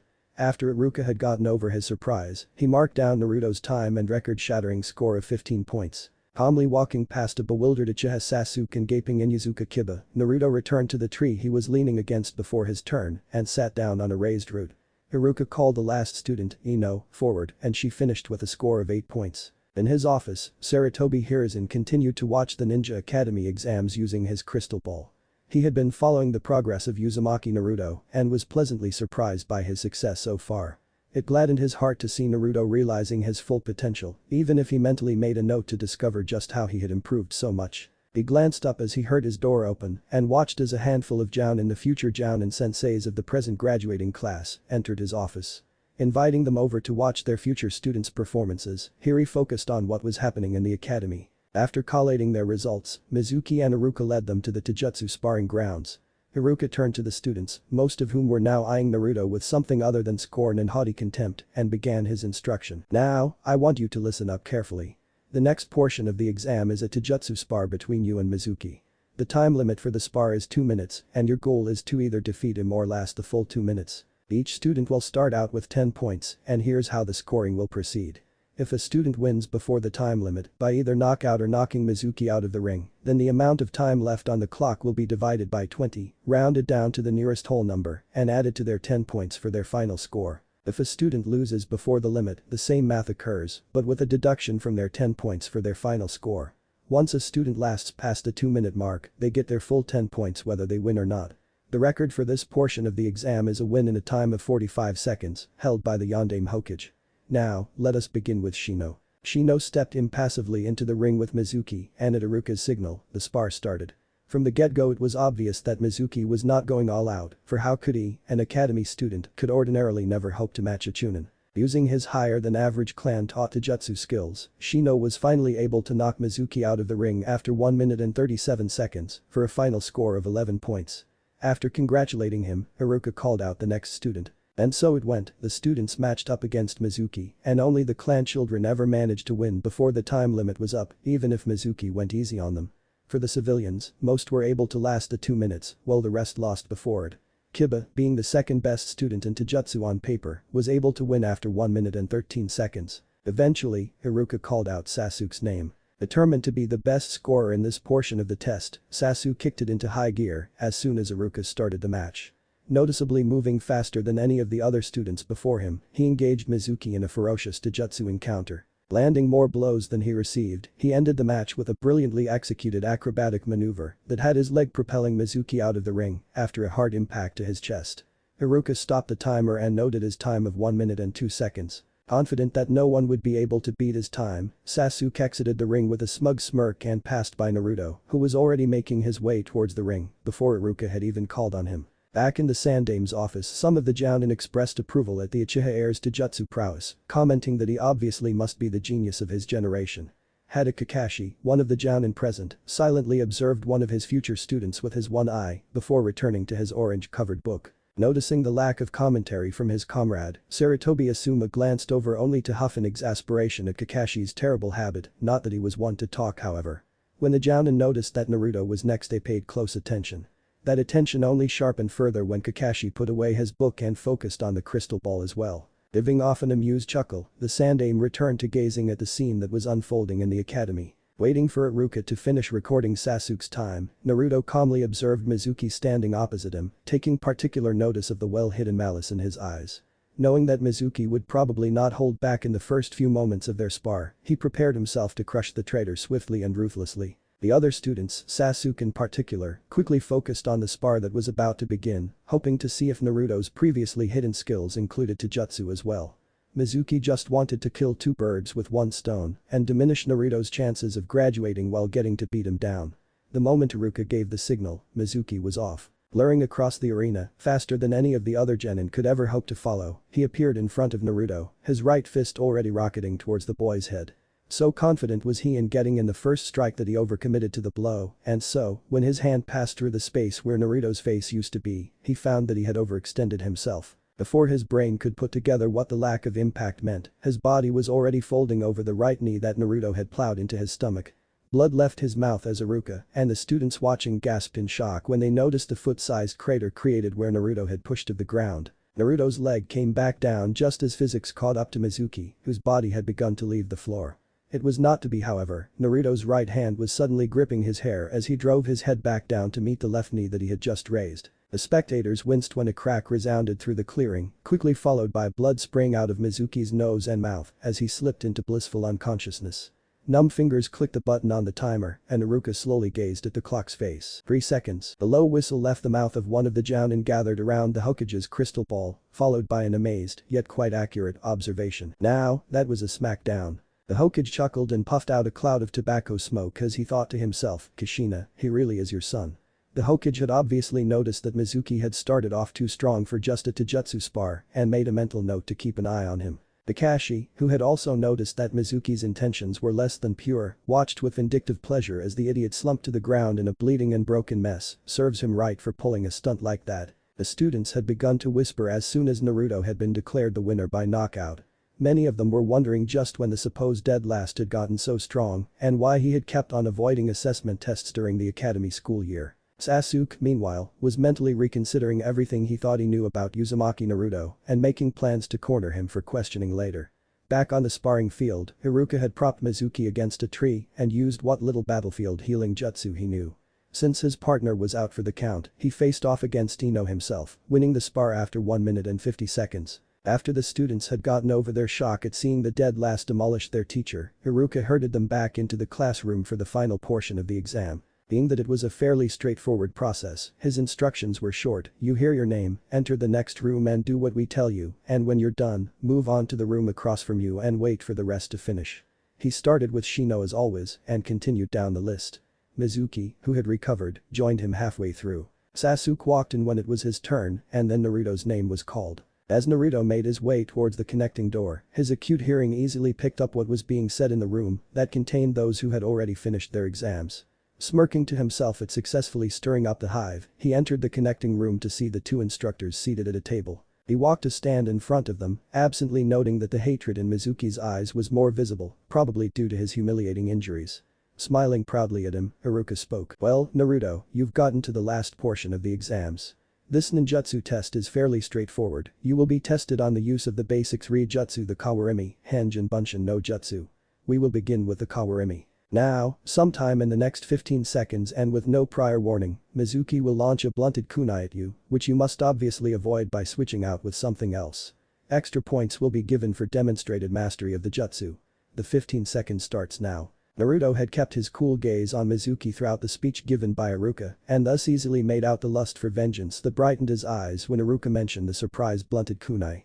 Fully aware that Mizuki would attempt to get him back for his previous humiliation, he suddenly went on alert for any tricks while appearing calm, unconcerned and wide open. 9 seconds after the official start of the testing, Mizuki launched a kunai with no prior warning at Naruto, whose eyes easily tracked it even if it was traveling far faster than a genin could handle. The kunai traveled the gap in an instant and, to the horror of Haruka and barely hidden glee of Mizuki, it plunged into Naruto's chest. Haruka watched devastated as Naruto's eyes widened in pain and his body began to fall backwards. He was on his feet in an instant, about to rush towards Naruto to give whatever futile aid he could when Naruto's body burst into smoke and revealed a chair with the kunai sticking halfway out of it. It took a moment for Haruka to understand what he was seeing and he slumped in relief. The chuckle behind him had him turning to see Naruto standing there with an amused air about him. In the Hokage's office, the present Jounin allowed their muscle to relax once they realized that Naruto had successfully performed the replacement technique. Most noted with interest that the Kawarimi had been pulled off without any hand seals and with the kind of mastery only found in high-level Chunin ninja and above. After he had calmed his heart rate, Haruka turned to berate Mizuki for using what was obviously a real kunai. Mizuki acted sheepish and was able to somewhat fool Haruka into believing that it was a simple oversight on his part. He even apologized to Naruto, who wasn't fooled for an instant. Mizuki was aware that at this point, Naruto had already passed his graduation exam. So, he privately began to revise his plan for stealing the forbidden scroll of sealing. After things had calmed down and Haruka had marked Naruto extra for performing a seamless Kawarimi with no hand seals and with enough mastery to leave a decoy afterimage, he resumed with the tests. Good job on the Kawarimi, Naruto. Now, you simply have to henge into another person and then create at least 3 clones. With only a nod, Naruto's form simply shimmered and in his place was the Sandaime Hokage in full Hokage robes and his pipe in hand. As the figure before them looked up, Haruka and Mizuki subconsciously straightened when they met that ancient and penetrating gaze. Calmly, the figure of the Sandaime breathed out a small stream of fire and lit his pipe. Taking a few puffs, he exhaled some tobacco which Haruka could smell and spoke in the mellow and soothing tones of the professor. How are you, Haruka-kun? For an instant, Haruka was about to reply as he had always done when the Sandaime asked after him, but then he reminded himself that this was Naruto under an eerily realistic henge and said, very good Naruto, that's another sealess, smokeless and obviously mastered jutsu. At this point in time, you already have passing marks, but if you want to continue, you can attempt to create at least 3 bunshins. Once again with neither smoke nor sound, the room was suddenly containing 10 Narutos placed at regular intervals in a circle around the room. Looking around, neither Haruka nor Mizuki were able to determine which one was the real Naruto. Chuckling as he wrote in his clipboard, Haruka awarded Naruto full marks with extra credit for mastery of the 3 Academy Jutsu. He then said, okay, Naruto, you can disperse them now. 9 Narutos including the one standing where the original had been faded out of existence without a trace. Turning in surprise, the instructors found the original standing at the back of the room, obviously amused at their surprise. Shaking his head, Haruka said, you never cease to amaze me, Naruto. Then beaming with pride at him, Haruka tossed him a hit I-8 and told him, you pass, Naruto, with distinction. Congratulations. Smiling at him, Naruto caught the hit I-8 and bowed to the 2 teachers. He made his way out of the room and to the room across him, where the students who had finished were waiting. When he walked in with his hit I-8 displayed on his forehead, none of the students were surprised anymore. Naruto had apparently already desensitized them during the earlier tests. Naruto sat at the back as he often did, and about 10 minutes later, Ino entered with her own headband, followed by Iruka and Mizuki. Iruka beamed at the students and began his closing statements. "Well, it's all done now. Though some of you might not have done as well as you expected, I am still proud of the progress you have all made. Those of you who couldn't make the passing grade can retry next year. I have full faith that you will be ready by then. For those of you who received your hit I-8, you have my congratulations. Make sure to be here tomorrow morning for team assignments." And without further ado, the announcement I know most of you have been waiting for, the Rookie of the Year. This year, the Rookie of the Year position is awarded to Uchiha Sasuke for a consistently outstanding performance throughout his attendance. Most of the students applauded, having already expected as much, with members of the Sasuke fan club screeching loudly. After calming them down, Iruka continued, "There is still one more thing to take care of, however. Uchiha-sen earned the title of Rookie of the Year because all 6 years of schooling were taken into account. Taking only the graduation exam into consideration, however, the results are quite different.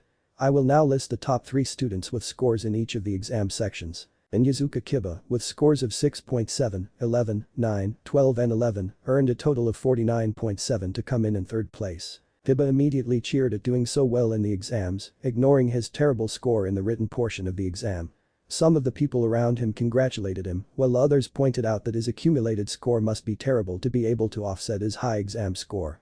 At the observation, he flushed and grumbled while others laughed. The students eventually turned back to Iruka, who continued, "Uchiha Sasuke, with scores of 8.1, 14, 11, 12 and 13, earned a total of 58.1 to come in second place." Most of the girls in class cheered at Sasuke's high score, before quieting down as they realized that someone had obviously scored higher than him.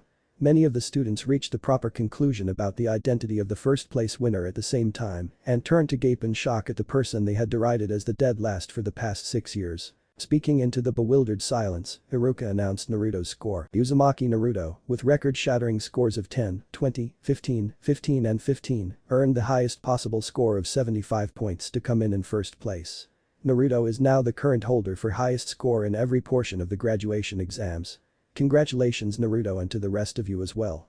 I will see you tomorrow. And with the rest of the class gaping at the disinterested Naruto, Iruka and Mizuki departed from the classroom. Naruto stood up and meandered outside as well, while the rest of the students looked on in stunned silence. The sound of the door closing behind him roused them from their stupor, and Naruto smirked as he heard a cry of outrage and shock that originated from Kiba. Chuckling to himself, he vanished from the hallway, disappearing as though he were never there. In the Hokage's office, the Jounin who had been watching the performance of their students missed Naruto's disappearing act because, by then, the Hokage had ended the jutsu that allowed them to view the classroom. Turning to his Jounin, Sarutobi prepared to begin the meeting he had originally called them for.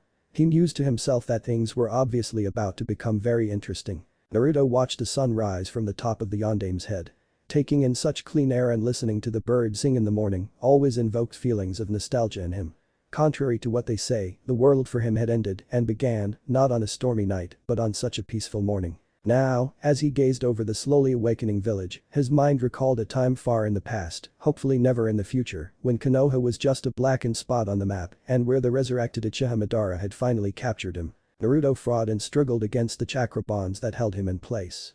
He screamed and raged as Madara finished extracting the Hachibi and dropped the rapidly cooling body of his friend, mentor and brother in arms. He turned his gaze away from the corpse and the approaching Madara to watch the remnants of the shinobi allied forces standing helplessly outside the barrier that Madara had set up. When they had first arrived, intending to rescue Killer Bee and Naruto, they had thrown everything they had at the barrier, only to watch in horror as the chakra fueling their rescue attempts was absorbed by the barrier, strengthening it further. Madara had just scoffed disdainfully and turned to begin the extraction. Now he stood before Naruto and started weaving the hand seals that would begin the tug-of-war between Naruto and the Jito Meizo, where defeat was certain death. Smiling in anticipation of possessing the Kyuubi and finally remaking the Juubi, Madara completed the hand signs and began the procedure. The moment the questing hand of purple chakra touched Naruto, his body, his world, his very reality became pain. The scream that was wrenched from his throat was so soul-searing that it sapped the strength from Tsunede's bones, leaving her to slump in sorrow and anguish as she watched the last thing that still mattered to her get his soul shredded to sate a madman's thirst for power. Through the haze of pain, Naruto became aware of the chakra bindings failing under the force of the chakra being exerted.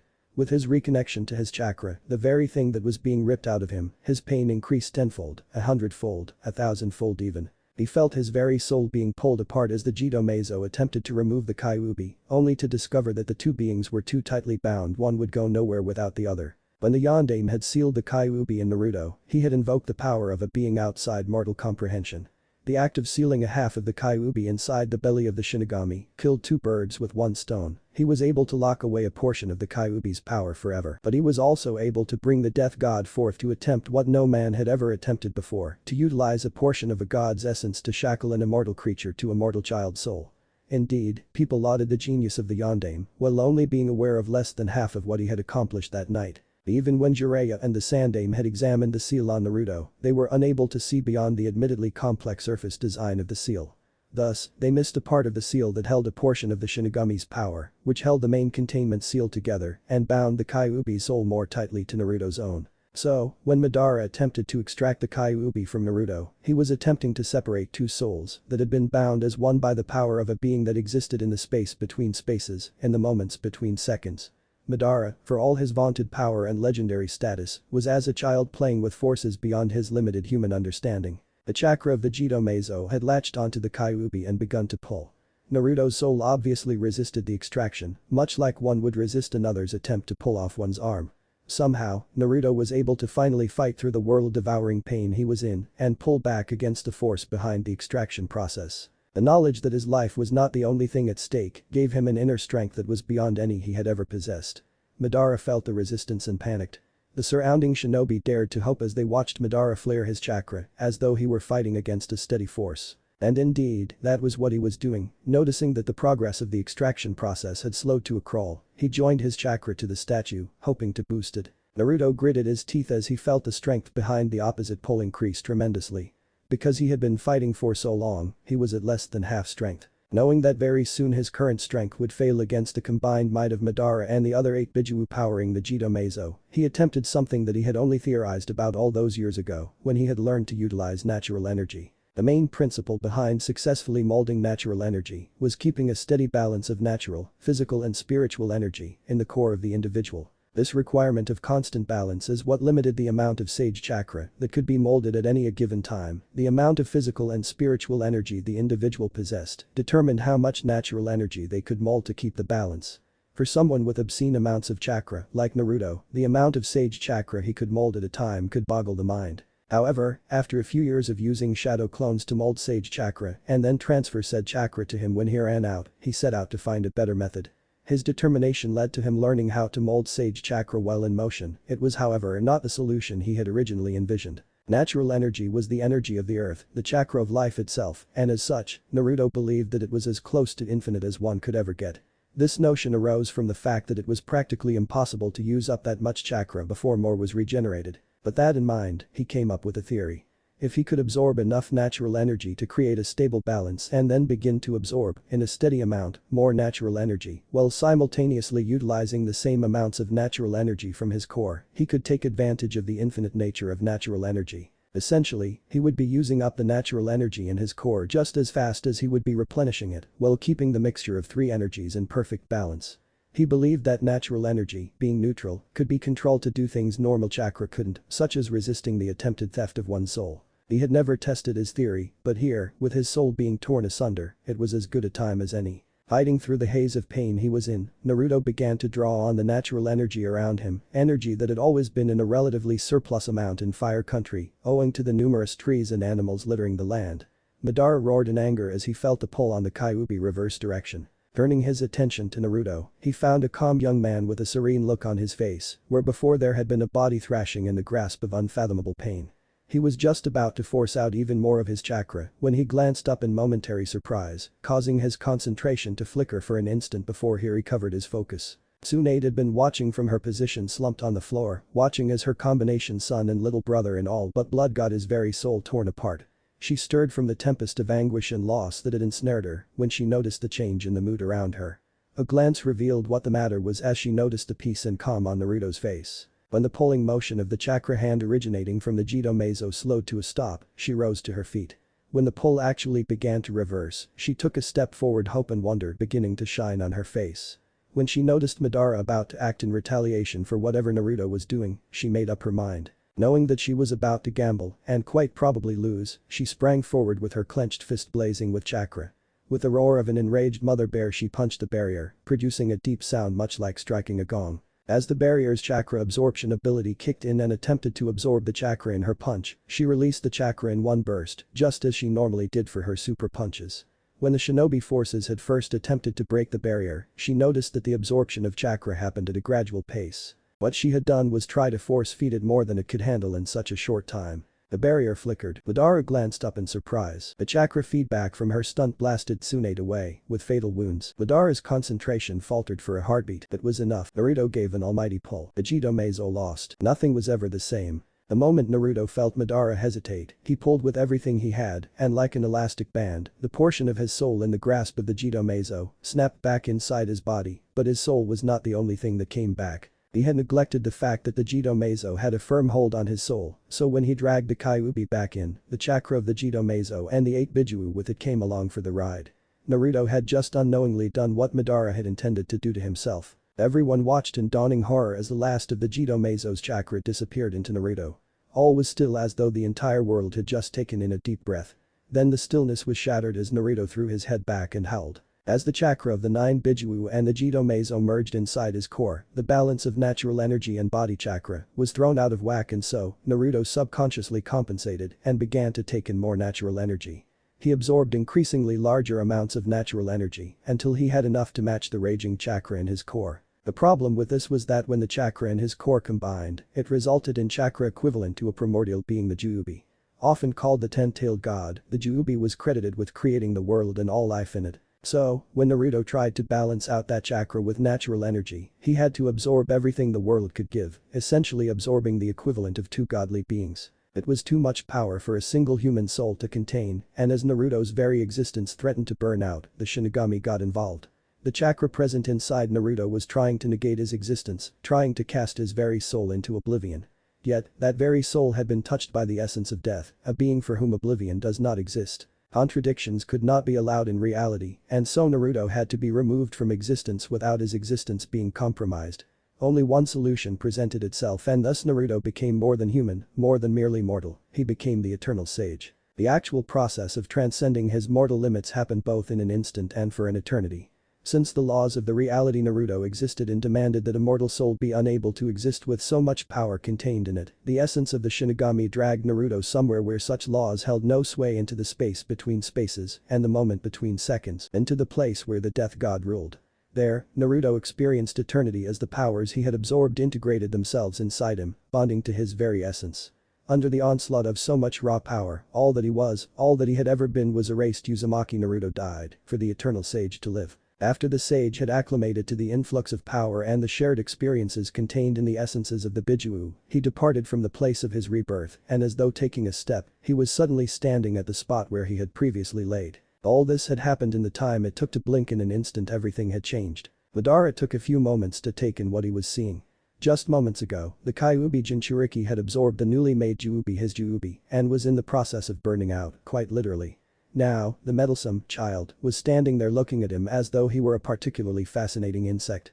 He was Uchiha Madara, and he would not be trifled with. Madara locked hate-filled eyes with the otherworldly blue gaze of his adversary and spat out, Amaterasu. The sage blinked at the roaring black flames bearing down on him, and they simply ceased to be. Madara refused to allow himself to stop to consider what just happened. He clapped his hands and a forest burst from the ground, reaching forward to destroy his opponent. The sage tilted his head at the incoming trees and they turned to dust, dispersed on the wind. Enraged beyond any measure, Madara summoned Susanoo and wove 3-hand seals, then screamed out, Tengai Shinsei. Knowing what the jutsu did, the remnants of the shinobi allied forces glanced at the skies in time to see 3 meteorites breach the atmosphere, one after another. Many began to panic as the first meteorite rapidly descended to the spot where they stood. The sage stood still as the meteorite got closer and closer, and when it was seconds away from impact, he merely raised his hand and extended his finger.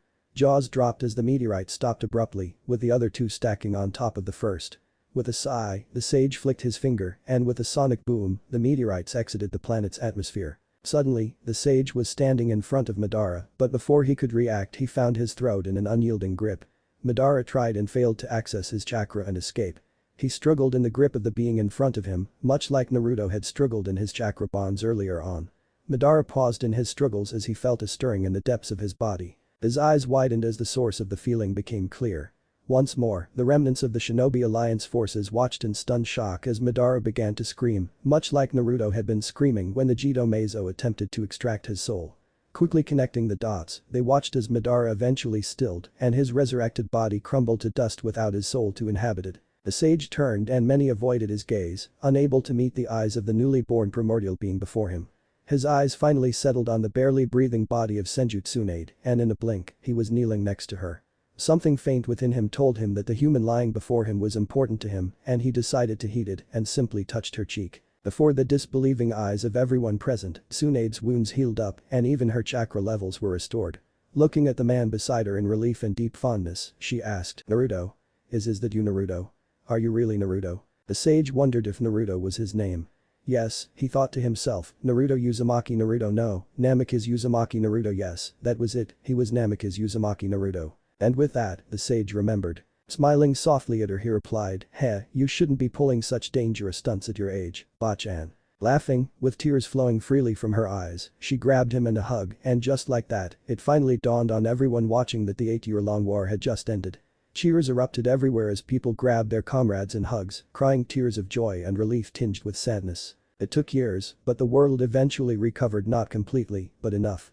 Throughout that time the sage lived on, not aging, until time had run its course and turned everything he knew into dust. After finally learning how to navigate the paths between realities, the eternal sage moved on, replacing any of his counterparts who had been lost to the flow of time for one reason or the other, with time becoming his only companion.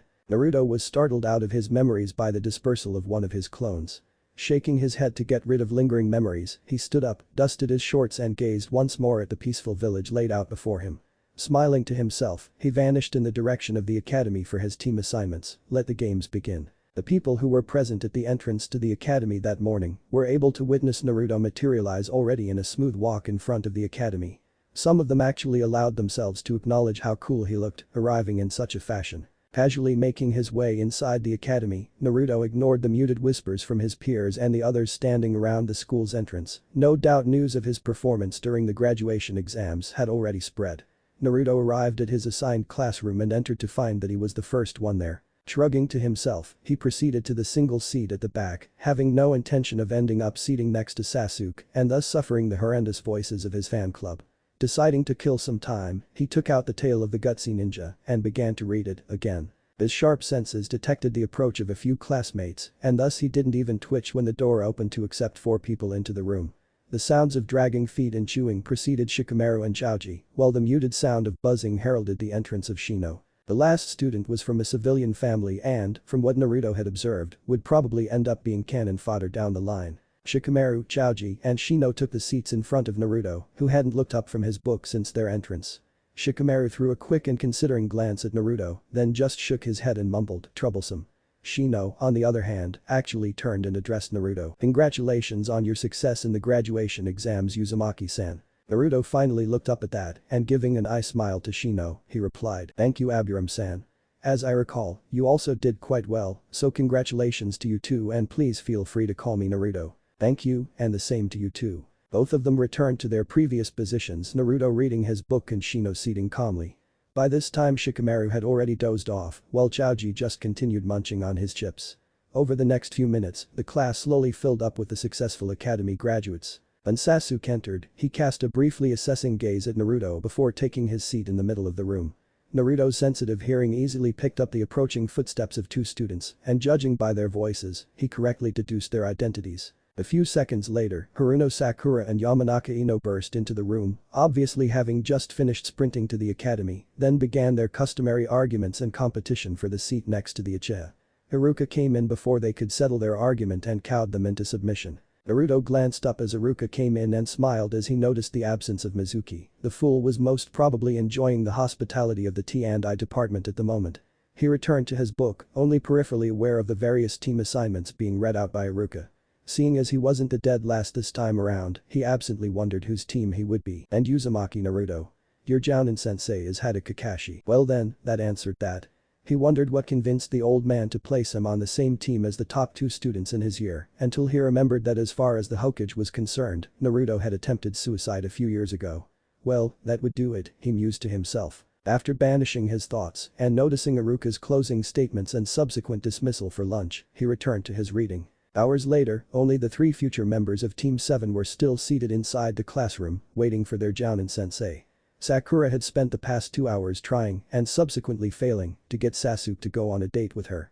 After a particularly vehement denial, she decided to take a little breather, much to the Sasuke's well-hidden relief. She turned her attention to the 3rd member of her team and was surprised to note that he hadn't moved from the spot where he had been reading for the past few hours. Now that she was paying attention to him, she allowed herself to take him in fully. She recalled the time when he used to constantly follow her around, asking her for dates and making her feel so good about herself. No matter how annoyed she had felt at the time, the constant attention and adoration had bolstered her sometimes flagging self-confidence. However, ever since he had missed school for about 2 months, things had changed. At first, when she noticed that he seemed to be ignoring her, she brushed it off, fully expecting him to get back to pestering her. It never happened. It took some time, but she eventually came to realize that Naruto simply didn't care about her anymore. It was a surprisingly bitter pill to swallow, but swallow it, she did. She cast a glance at Sasuke, and seeing the closed-off expression on his face, she decided to sit quietly by herself until their sensei arrived. Sasuke breathed an internal sigh of relief when Sakura finally ceased bothering him. He noticed the glance she threw at the corner and turned to see Naruto sitting there, reading his book. He was almost startled to notice that he had forgotten that there were 3 people waiting in the classroom. Now that he had noticed his last teammate, he remembered his desire to find out more about him. Never one to beat around the bush, he addressed him directly. "Hey, dead Uzumaki, how did you do so well on the exams if you missed so many important classes?" Sakura perked up at the question and turned back to Naruto. She too was curious about his previously unknown skill. Without taking his eyes off his book, Naruto distractedly replied, "Did you ever consider that I chose not to attend those classes because I didn't need them?" Sasuke blinked at Naruto's response. He concluded that Naruto must have meant that he got training outside the academy, thus negating any need to attend the practical academy classes. Still curious, he continued his inquiry, "And who did you get help from?" At that, Naruto finally glanced up from his book and fixing Sasuke with a disinterested look, he retorted, "Help? Why would I need an instructor when I am fully capable of reading?" Sasuke found it hard to believe that Naruto had learned all that from scrolls, but before he could continue his questioning, the door was thrown open. He turned in surprise, noticing from the corner of his eye that Naruto was obviously not startled. In the doorway stood a tall gray-haired ninja wearing a face mask very similar to Naruto's. He even had a book in hand. The ninja, obviously their Jounin sensei, ran a bored gaze across the room and spoke in a lazy tone. "My first impression of you is that you're boring. Meet me on the roof in 5 minutes." In a cloud of smoke, he was gone. Sasuke glanced at Sakura, then glanced at the empty seat where Naruto used to be. His eyes widened when he realized that Naruto had somehow vanished from the room without his notice. Huffing out a frustrated breath, he left the room, making his way towards the roof. Kakashi suddenly felt eyes on him and casually glanced up from his book. He had to fight down a twitch when he noticed his blonde-haired student calmly staring at him. "When the hell did he get here, and how didn't I notice?" He saw the amusement in Naruto's eyes and narrowed his eye at him. In response to this, Naruto in turn fixed Kakashi with a narrow-eyed gaze. Sasuke and Sakura arrived on the roof to find their teacher and teammate engaged in a staring contest. As the 2 kids drew near, Sakura cleared her throat. In an eerily synchronized motion, Naruto and Kakashi turned to face the 2 of them and I smiled in unison. Fighting off creepy shudders, they took a seat on either side of Naruto and all 3 turned to face Kakashi. Deciding to get the ball rolling, Kakashi began. "Well then, why don't we get started with introductions? I'll go first. My name is Kakashi, my likes are not your concern, nor are my dislikes. My hobbies and dreams, well, you're much too young to know those," Kakashi concluded with another eye smile. Motioning toward Sakura, he indicated for her to go next. She started. "My name is Haruno Sakura, my likes are glances at Sasuke with giggles and stifled squealing, my hobbies are rinse and repeat, I dislike Ino Pig, and my dream for the future is to glance, cue ear-piercing squeal." Sasuke and Kakashi shook their heads to clear the residual ringing, only to notice Naruto removing earplugs from his ears with laughter in his eyes. Almost sulking at the betrayal, Kakashi indicated that Sasuke was next. Sasuke began in a solemn tone. "Ichiha Sasuke, I don't have many likes nor dislikes, and my hobby is training to get stronger. My dream for the future, no, my ambition is to revive my clan and kill a certain man." At the end of his speech, Sakura was gazing adoringly at him, while Kakashi was giving him a thoughtful look that expertly hid the frown he wanted to show. Naruto was reading his book. After getting over his surprise at just how indifferent his blonde-haired student could be, he motioned for Naruto to go next. As Naruto prepared to begin, he was completely aware of the blatant interest on Sakura's face, as well as the hidden interest on Kakashi's and Sasuke's faces. You may call me Uzumaki Naruto.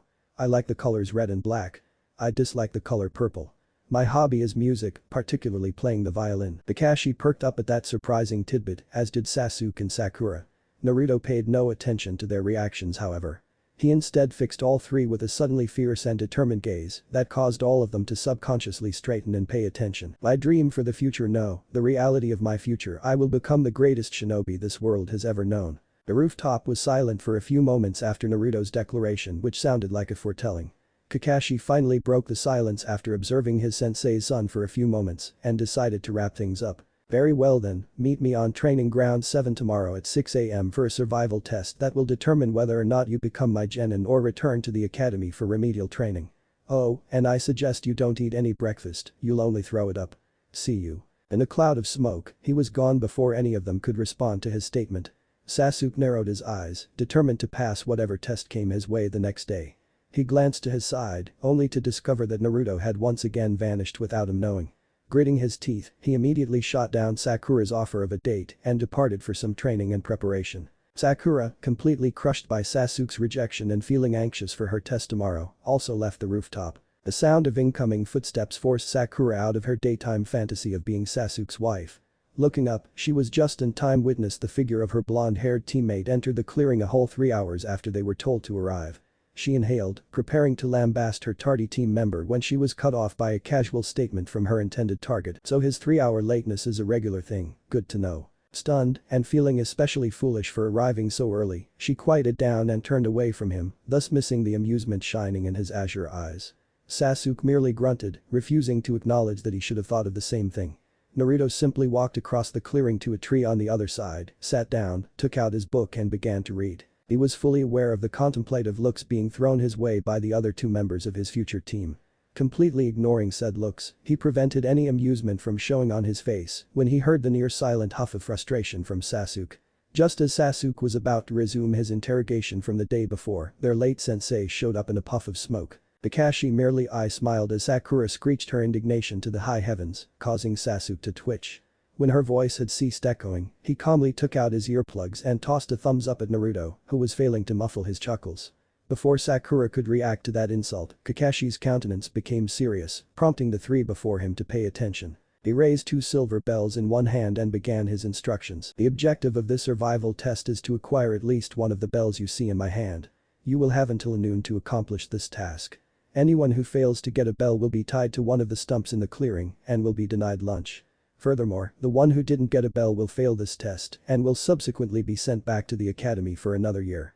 Now, begin. His instructions left no room for argument and his prospective students vanished into hiding in the surrounding vegetation. Kakashi spared a second to evaluate their stealth. Sasuke is well hidden, certainly undetectable to anyone Chunin and below. Sakura, on the other hand, isn't too bad, but nothing like a top Kunoichi should be. And Naruto is still standing in front of me. Giving his final student a vaguely perplexed look, he said, "You are an odd one, shouldn't you be hiding like those 2? Naruto merely glanced at him then returned to his book. Blinking in muted surprise, Kakashi decided that the kid had the right idea and promptly produced his own literature to begin perusing. He crouched in position, oddly more comfortable that way, and continued reading. His sharp hearing picked up approaching footsteps and he suddenly went on alert, preparing for any surprise his enigma of a student could have. Instead of attacking, however, Naruto merely walked past him and stopped, and then he too crouched and rested himself lightly against his teacher and continued reading. Feeling oddly amused by the cheek of his student, he let him rest part of his weight on him, all the while keeping a watch for any attempt on the bells tied to his belt. A handful of minutes later, Sasuke obviously got impatient and launched his attack. A couple of kunai were launched from Kakashi's left and instinctively, he shifted to move out of the way. His blood ran cold as he suddenly realized that his movement had thrown his other student off balance, thus making it very likely that Naruto would get hit by the kunai. Without even thinking about it, he spun and scooped up his sensei's son and blurred away from the incoming attack. He spared a moment to ensure that his student was fine before he took off to test his black-haired student. So preoccupied had he been with getting Naruto out of harm's way that he had failed to notice the faint smirk that curled on said student's lips, nor the fact that said student had demonstrated a complete mastery of the Kawarimi no Jutsu. Kakashi instead vanished from the clearing, too fast for any but Naruto to see. Sasuke, who had swiftly changed positions after his failed initial attack, remained crouched on the branch he was on. He quickly threw a punch to his left, only for it to meet his sensei's palm. As though that were a signal, the two burst into a quick and fluid taijutsu exchange. Kakashi ended it by tossing Sasuke away when his hand got close enough to actually touch one of the bells. His eye, however, widened when he noticed the hand seals being woven by Sasuke. His surprised expression never vanished, even as a huge fireball leapt the intervening distance between them. When the smoke had finally cleared, Sasuke noticed that nothing remained of his teacher. Looking to the sides and above for him, he was taken off guard when hands erupted from the ground and proceeded to drag him under until only his head remained above ground. Sasuke glanced up in time to watch his teacher disappear with naught but an eye smile thrown his way. Sakura had decided to circle around to Sasuke's position the moment she saw the kunai launched to Kakashi. Ignorant of the noise she made as she moved through the brush, she emerged in a smaller clearing. Looking around to orient herself, she suddenly dove into some bushes, praying that her teacher hadn't noticed her. She peeked out of hiding and sighed in relief when she noticed him still leaning against a tree. Kakashi meanwhile hid a smile at his pink-haired student's adorable naivety. Sakura, rightfully doubtful of her chances against a ninja of Kakashi's caliber, turned to stealthily make her way in the other direction. She heard a rustle in front of her and glanced up into the smiling eye of her teacher. She gasped and recoiled in shock, only to lose sight of him. Looking around frantically, she turned at the sound of a voice coming from the right. Knowing who owned said voice, her face broke out into a relieved and smitten smile as she prepared to meet her Sasuke-kun. The smile fled from her face as she saw Sasuke drag himself into view, his remaining leg bent at an odd angle, fingers missing and blood leaking from numerous wounds on his body. Unable to face the vision before her, she clenched her eyes shut, let loose a scream of abject terror, and slumped into unconsciousness. Musing absently to himself, Kakashi wondered if he had overdone it. Shrugging the thought away, he returned to the clearing and promptly stumbled in surprise when he found his third student still casually reading his book. Moving towards him, he opened his mouth, intending to admonish his lazy student, only to have to duck a sudden airborne spinning kick aimed at his head. Before his eye had finished widening, he promptly switched places with a log in time to avoid getting hit by a ball of lightning fired by a clone originally behind him. Finally getting a moment to orient himself, his head snapped up at the sound of a page being turned to find Naruto still in place reading his book. He furrowed his brows at that and nonchalantly tossed a kunai at his student's head. Naruto simply caught it by its ring and returned it at twice the speed, forcing Kakashi to shift out of the way of the approaching kunai.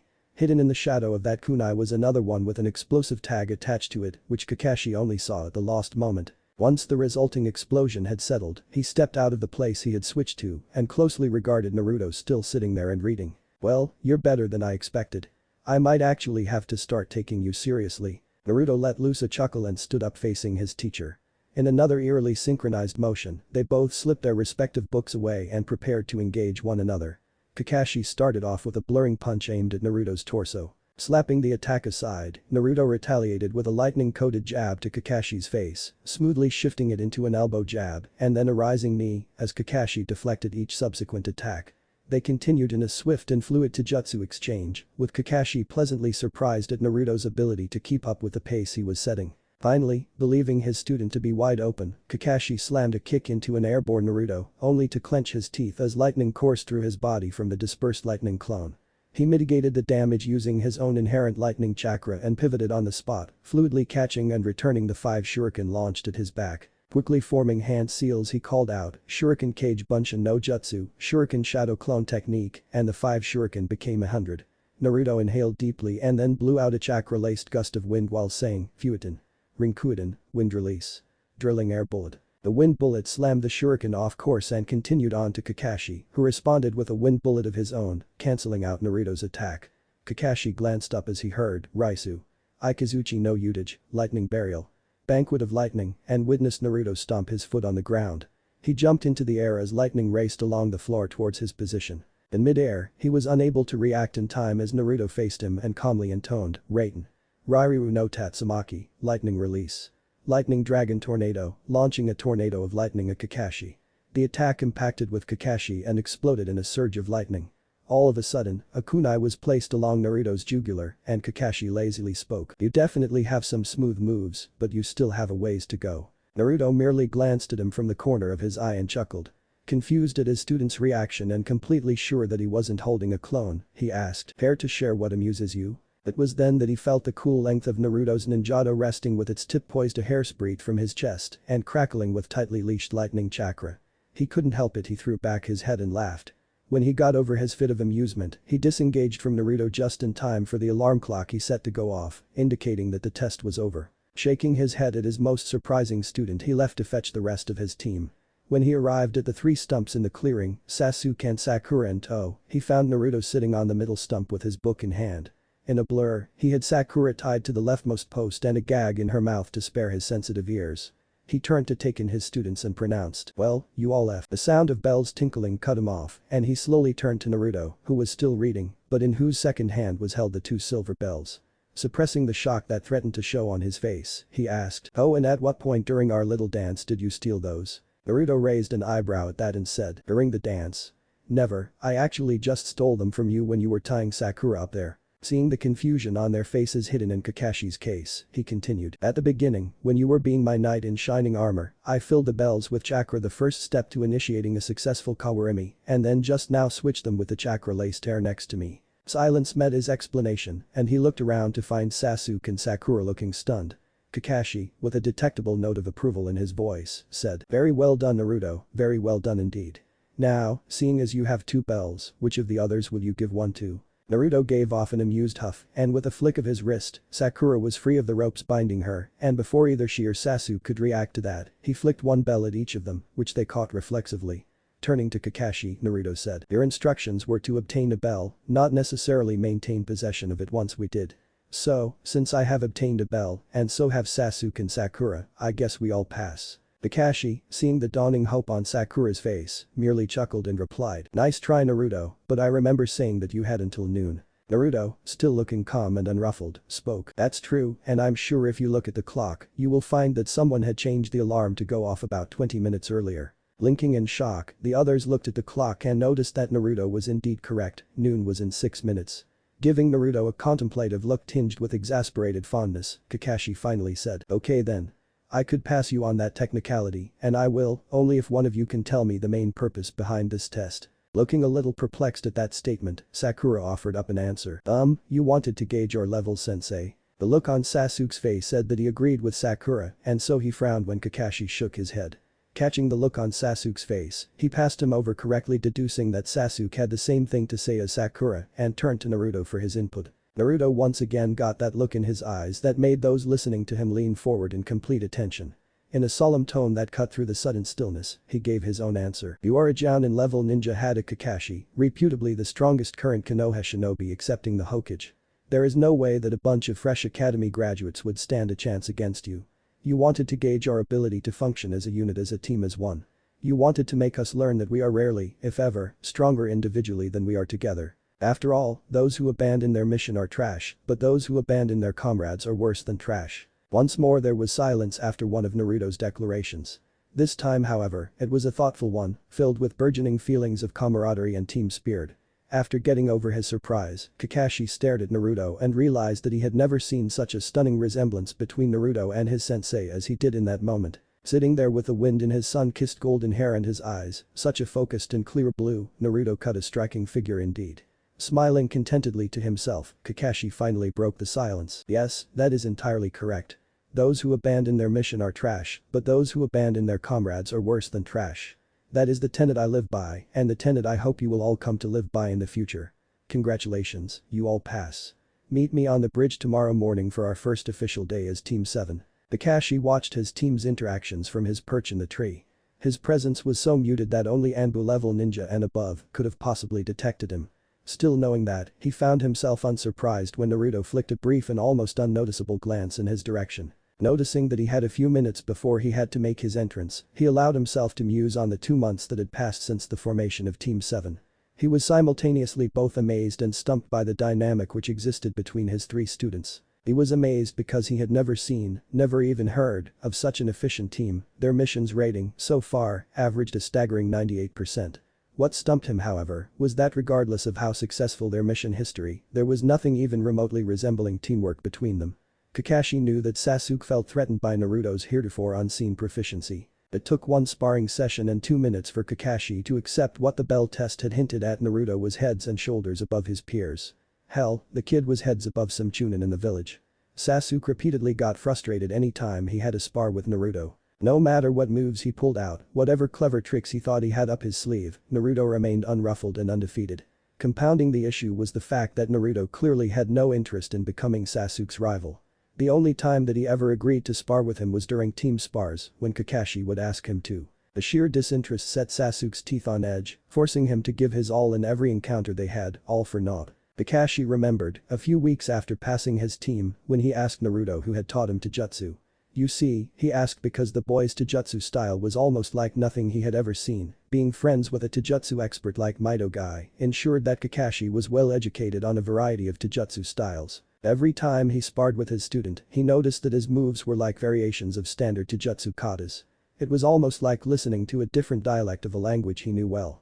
When he asked Naruto for the identity of his Taijutsu teacher, the answer he received perplexed him. Naruto had replied, I learned from life, I guess, from the striking snake and the stalking tiger, from the leaping monkey and the hunting wolf, from the flowing river and the turbulent wind, from everything around me from life. Kakashi had wondered at what his student meant. He could never have known that Naruto was actually telling him the truth.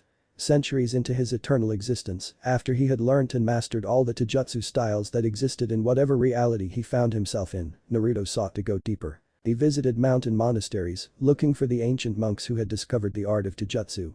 From them he learned the history of Taijutsu and its origins. He learned how the first of them had observed the way the animals and environment around them had behaved. He learned to watch how the relentless yet fluid motion of a river wore away the immovable rock in its path. He learned to observe as the wind went from peaceful and calm to ferocious and cutting in an instant. He went back to the source and learned it all. The result was a Taijutsu style that comprised of the strengths of each style, all refined to their purest forms. Much like with Chinese whispers, the passing down of Taijutsu styles from generation to generation introduced additions that resulted in the final form being changed from its original ancestor. Hence the reason why Naruto's moves seemed similar to some of the styles Kakashi was familiar with, he was seeing the Taijutsu styles in their pure and unchanged form. Nonetheless, the fact remained that Naruto was at a level that put him permanently out of reach of his teammates, though Sasuke refused to believe that Naruto would always be the better shinobi. In his spars with his blonde student, Kakashi always won of course, but doing so always required more effort on his part.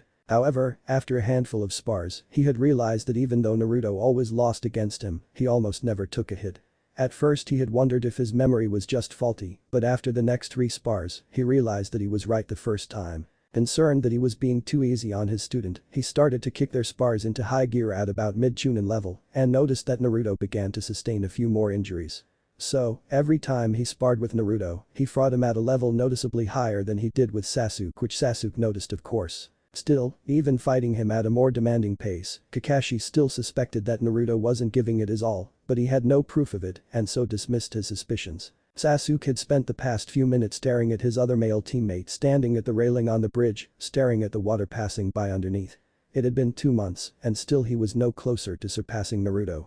It irked him something fierce that a no-name like Naruto was so far above him in terms of skill that he couldn't even touch him in their spars. What was even worse was that Naruto always looked unruffled, no matter what Sasuke threw his way. Sasuke had taken to perusing the hidden jutsu library located in the Uchiha clan compound. He practiced some of the D-ranked and C-ranked fire jutsu, hoping to find something he could use against his teammate. Nothing ever worked. He would launch a fireball at Naruto, only to be forced to dodge his own fireball combined with a wind bullet. Somehow, Naruto was always a step ahead of him, and it annoyed him greatly. He kept trying to unlock his Sharingan, fully confident that Naruto would be no match for him then, but was having no luck there. Putting aside his thoughts on the matter, Sasuke turned his gaze away from Naruto and stared into space. It had been a long 2 months for Sakura, and things did not seem to be looking up. After Kakashi had passed them as a team, she felt as though her dream had finally come true. She was on a team with her Sasuke-kun, and nothing was ever going to come between them again. Her dreams were ruthlessly shattered during the first spar she had with Sasuke. She had managed to convince herself that he wouldn't actually fight her. Her delusions had lasted up until a spinning kick from him had slammed into her face, knocking her out. She woke up to find herself sitting by the side of the training ground and no Sasuke worrying over her. No, he was instead involved in a spar with Naruto, which he was losing. Still, she managed to repress that incident somehow and went back to being a fangirl, albeit a slightly more subdued one. As more and more rejections from Sasuke piled up with no buffering declarations from Naruto, she found herself less and less able to summon up the same feelings of adoration she once held for Sasuke. Over time, she slowly became less enamored with him and began to think for herself. She also began to pay more attention to the lessons Kakashi attempted to teach them. She had improved somewhat and now, she was at the level of a proper academy graduate and not just a civilian. Regardless of her change in attitude, she still had moments where she would forget herself and revert to her former behavior. If she were honest with herself, she would realize that her change to a slightly more serious Kunoichi was still related to her desire for Sasuke. Having spent so long with him, she had come to understand that there was almost nothing Sasuke hated more than weakness. Therefore, her taking her Kunoichi skills more seriously was rooted in a desire to finally have Sasuke acknowledge her, yet her efforts were for naught. At first she was confused until she noticed that every time they had a team meeting, Sasuke would always stare at Naruto. She could tell that it was Naruto's apparent skill which surprised and annoyed Sasuke. Still, she couldn't see past her jealousy and slowly, bitterness began to fester in her heart. She threw a slightly malicious look at Naruto, who was still staring at the river which flowed underneath the bridge. Kakashi shook himself out of his thoughts and noting the time, prepared to make his entrance. He saw that Naruto was having one of his rare moments of introspection and as such had his guard down somewhat. Kakashi timed his attack perfectly, without any warning signs whatsoever, he was suddenly standing beside Naruto, his leg already in a smooth sweeping motion and his hand jabbing forward. Naruto had been completely aware of Kakashi's presence and thus he could have avoided what happened next if he wanted to. However, in keeping with Kakashi's intended result, Naruto was flipped over the railing he was leaning against and splashed into the river below. Sasuke and Sakura both felt petty vindication at how wet Naruto was when he finally emerged from the water. With an eye smile, Kakashi stated, "That's a good look on you, Naruto." Naruto froze for a moment and then he slowly turned towards Kakashi and smiled at him. With a feeling of lead in his stomach, Kakashi remembered who it was he had just pranked Konoha's #1 prankster. Kakashi shook off his dawning feeling of terror and turned to head towards the mission office to obtain a mission for his team. From the corner of his eye, he noticed Naruto make a hand seal and channel chakra heated air along his body to dry himself off. Shaking his head at his ever-surprising student, he returned to his thoughts. He had finally decided to take his team on their first C-rank mission. He was fully aware that the only reason he felt comfortable doing so was because of the amount of faith he had in Naruto's skill. He was confident that if anything came up, Naruto would be able to get his team out of it and if he couldn't, well, he was not called Sharingan no Kakashi for nothing. But that final thought, he returned to his ever-present Icha novel and continued to walk towards his destination. Naruto calmly walked behind Kakashi and in between his other two teammates. Since the making of Team 7 2 months prior, he had been aware of the feelings of his teammates towards his person. Not being a vindictive person by nature, he never went out of his way to exacerbate the situation, but he wasn't one to roll over for anyone either. He found that after living for so long as he had, it was practically impossible to care about the bruised and battered egos of little children or the petty jealousy inspired from puppy crushes. One ray of sunshine though, was his relationship with his sensei. It felt kind of nice to have an older brother figure in him, one who he could horse around with from time to time. He realized that the incident from 2 years ago must have played a part in scaring Kakashi out of his indifference. Regardless, he quite enjoyed the interactions he shared with Kakashi. His fondness for Kakashi notwithstanding, he was going to get him back for his actions that morning. So, as they approached the door to the mission office, Naruto cast his senses out to confirm that Iruka and the Sandaime were present, along with quite a number of other shinobi showtime. As Team 7 approached the door, Naruto shifted his gait to make it seem as though he were attempting, and failing, to conceal a limp. Before Kakashi or any of his other teammates could wonder at that, they entered the mission office and immediately drew the gaze of the Sandaime. Sarutobi's sharp eyes had easily picked up the inconsistency in Naruto's stride and taking into consideration the boy's phenomenal healing factor, he knew that for Naruto to still be limping now, he must have sustained a grave injury indeed. With barely detectable concern, he asked, "Naruto, are you alright?" Naruto glanced up with wide blue eyes, looking like a deer caught in headlights. He then promptly blushed to the roots of his hair and began to fidget in place. With rising concern on the Sandaime's part and slowing dawning horror on Kakashi's, Sarutobi leaned forward with furrowed brows. By this point, Iruka had also noticed that something was wrong and he too focused on Naruto. Naruto opened his mouth and in a coy and shy tone, he said, it's just that it was my first time doing that with a man of his caliber." Pin drop silence. Sarutobi's face looked to be carved out of granite and Iruka's eyes had the dawning light of intended murder in them. The rest of the shinobi present had paused what they were doing and focused on what was happening. Noticing that he now had the full attention of the entire room, Naruto had to fight to maintain his innocent facade as he wove his magic. Late yesterday, when we were doing Akaka-sensei and it was slightly painful since it was my first time doing that. At this point, Kakashi was staring dumbly at his blonde-haired student, his book hanging limply from his fingers. Peripherally he was aware of the rising killing intent emanating from the Sandaime and Iruka, as well as the increasing amounts of suspicion and contempt in the gazes of his fellow shinobi. For all that, he could do nothing but stutter out, "What you Naruto, what are you talking about?" Naruto looked down and twisted his fingers in his shirt, blatantly ripping off the moves of a certain shy Hyuga princess. He glanced at Kakashi from the corner of his eye and his face flushed further. He then looked up and gained a dreamy look in his blue eyes, which combined with his flushed cheeks, presented such an entrancing image that people watching could see how Kakashi might have done that to him.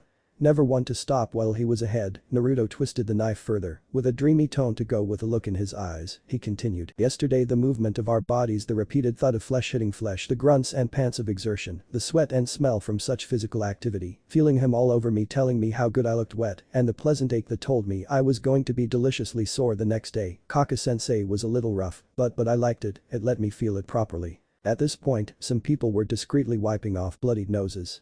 Sakura had turned bright red in the middle of Naruto's recounting, and Sasuke had a blush suffusing his face.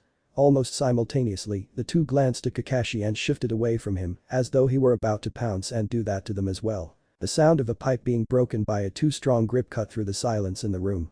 Slowly and carefully, Kakashi turned to look at the Sandaime and instead found the Kami no Shinobi staring back at him. Before the Hokage could leave his desk and extract Kakashi's entrails via his nose, Iruka was on his feet, glaring murder at Kakashi and spat out, "Naruto, are you telling me that this person touched you yesterday?" Like a switch being thrown, Naruto was suddenly back to his usual calm and aloof self. Before the room could fully adjust to such an abrupt change in demeanor, Naruto smoothly replied, "Of course he did, Iruka-sensei. It's kind of hard to avoid physical contact during an all-out spar." Then with an amused twinkle in his eye, he continued, "Why? What did you think I was talking about?" The entire room practically face-faulted. They all looked up at the sound of a shutter clicking to find Naruto gleefully taking numerous pictures of Kakashi's pale, gaping, and stunned visage.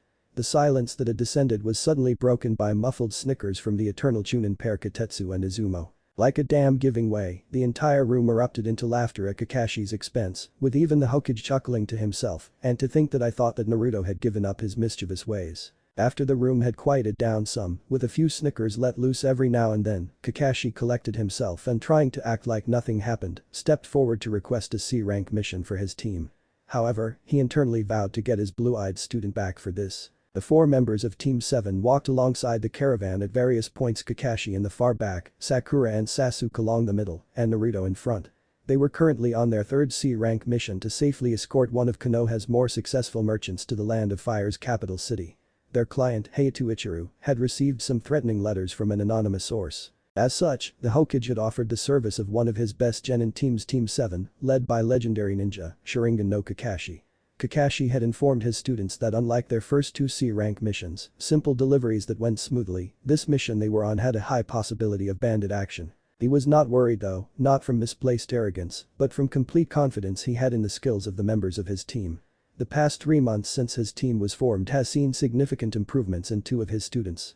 He had refined Sasuke's Taijutsu and added a few fire jutsu to his arsenal. For Sakura he had procured a few medical jutsu scrolls and some genjutsu scrolls as well, while working on improving her abysmal physical attributes like strength and stamina. As for his last student, well, he provided something of a sparring partner to help keep Naruto in tip-top shape. He had long since come to accept that his third student was significantly more skilled than any other in his generation and that he would never know just how powerful. He had also taught his students the tree-walking exercise, although he got the distinct impression that Naruto was just humoring him. He had also made an effort to discover his students' chakra affinities and found that Sasuke had a major affinity for fire and a minor one for lightning. Sakura had a single affinity for earth-based jutsu. And Naruto, surprisingly, had a major affinity for lightning, though he had demonstrated the ability to use any of the other 4 chakra types. A few decades after Naruto had begun jumping realities, he had realized that he needed to do something to keep his life from being dull and monotonous. So, he came up with a system where during a new life, he would stick to one branch of the ninja arts. Sometimes he would mainly focus on taijutsu and maybe even only on one style. Other times, he became for kinjutsu what Mitogai was for taijutsu. And yet other times he only utilized combination affinities like Hyoten, ice release, Mokuten, wood release, and so on. He still remembered a particular timeline in which Gaara was too far gone to save. He had gone full Bijuu in the stadium during the Chunin selection exams. Before chaos had fully descended, Naruto had calmly clapped his hands and in a voice that cut through the rising panic, he intoned, Mokuten Hijutsu. Jukai Koten, wood release secret technique. Birth of the dense woodland. Jaws had dropped in stunned shock as numerous trees promptly erupted from the ground, bound, and then subdued Ichibi no Shukaku. Ah, good times.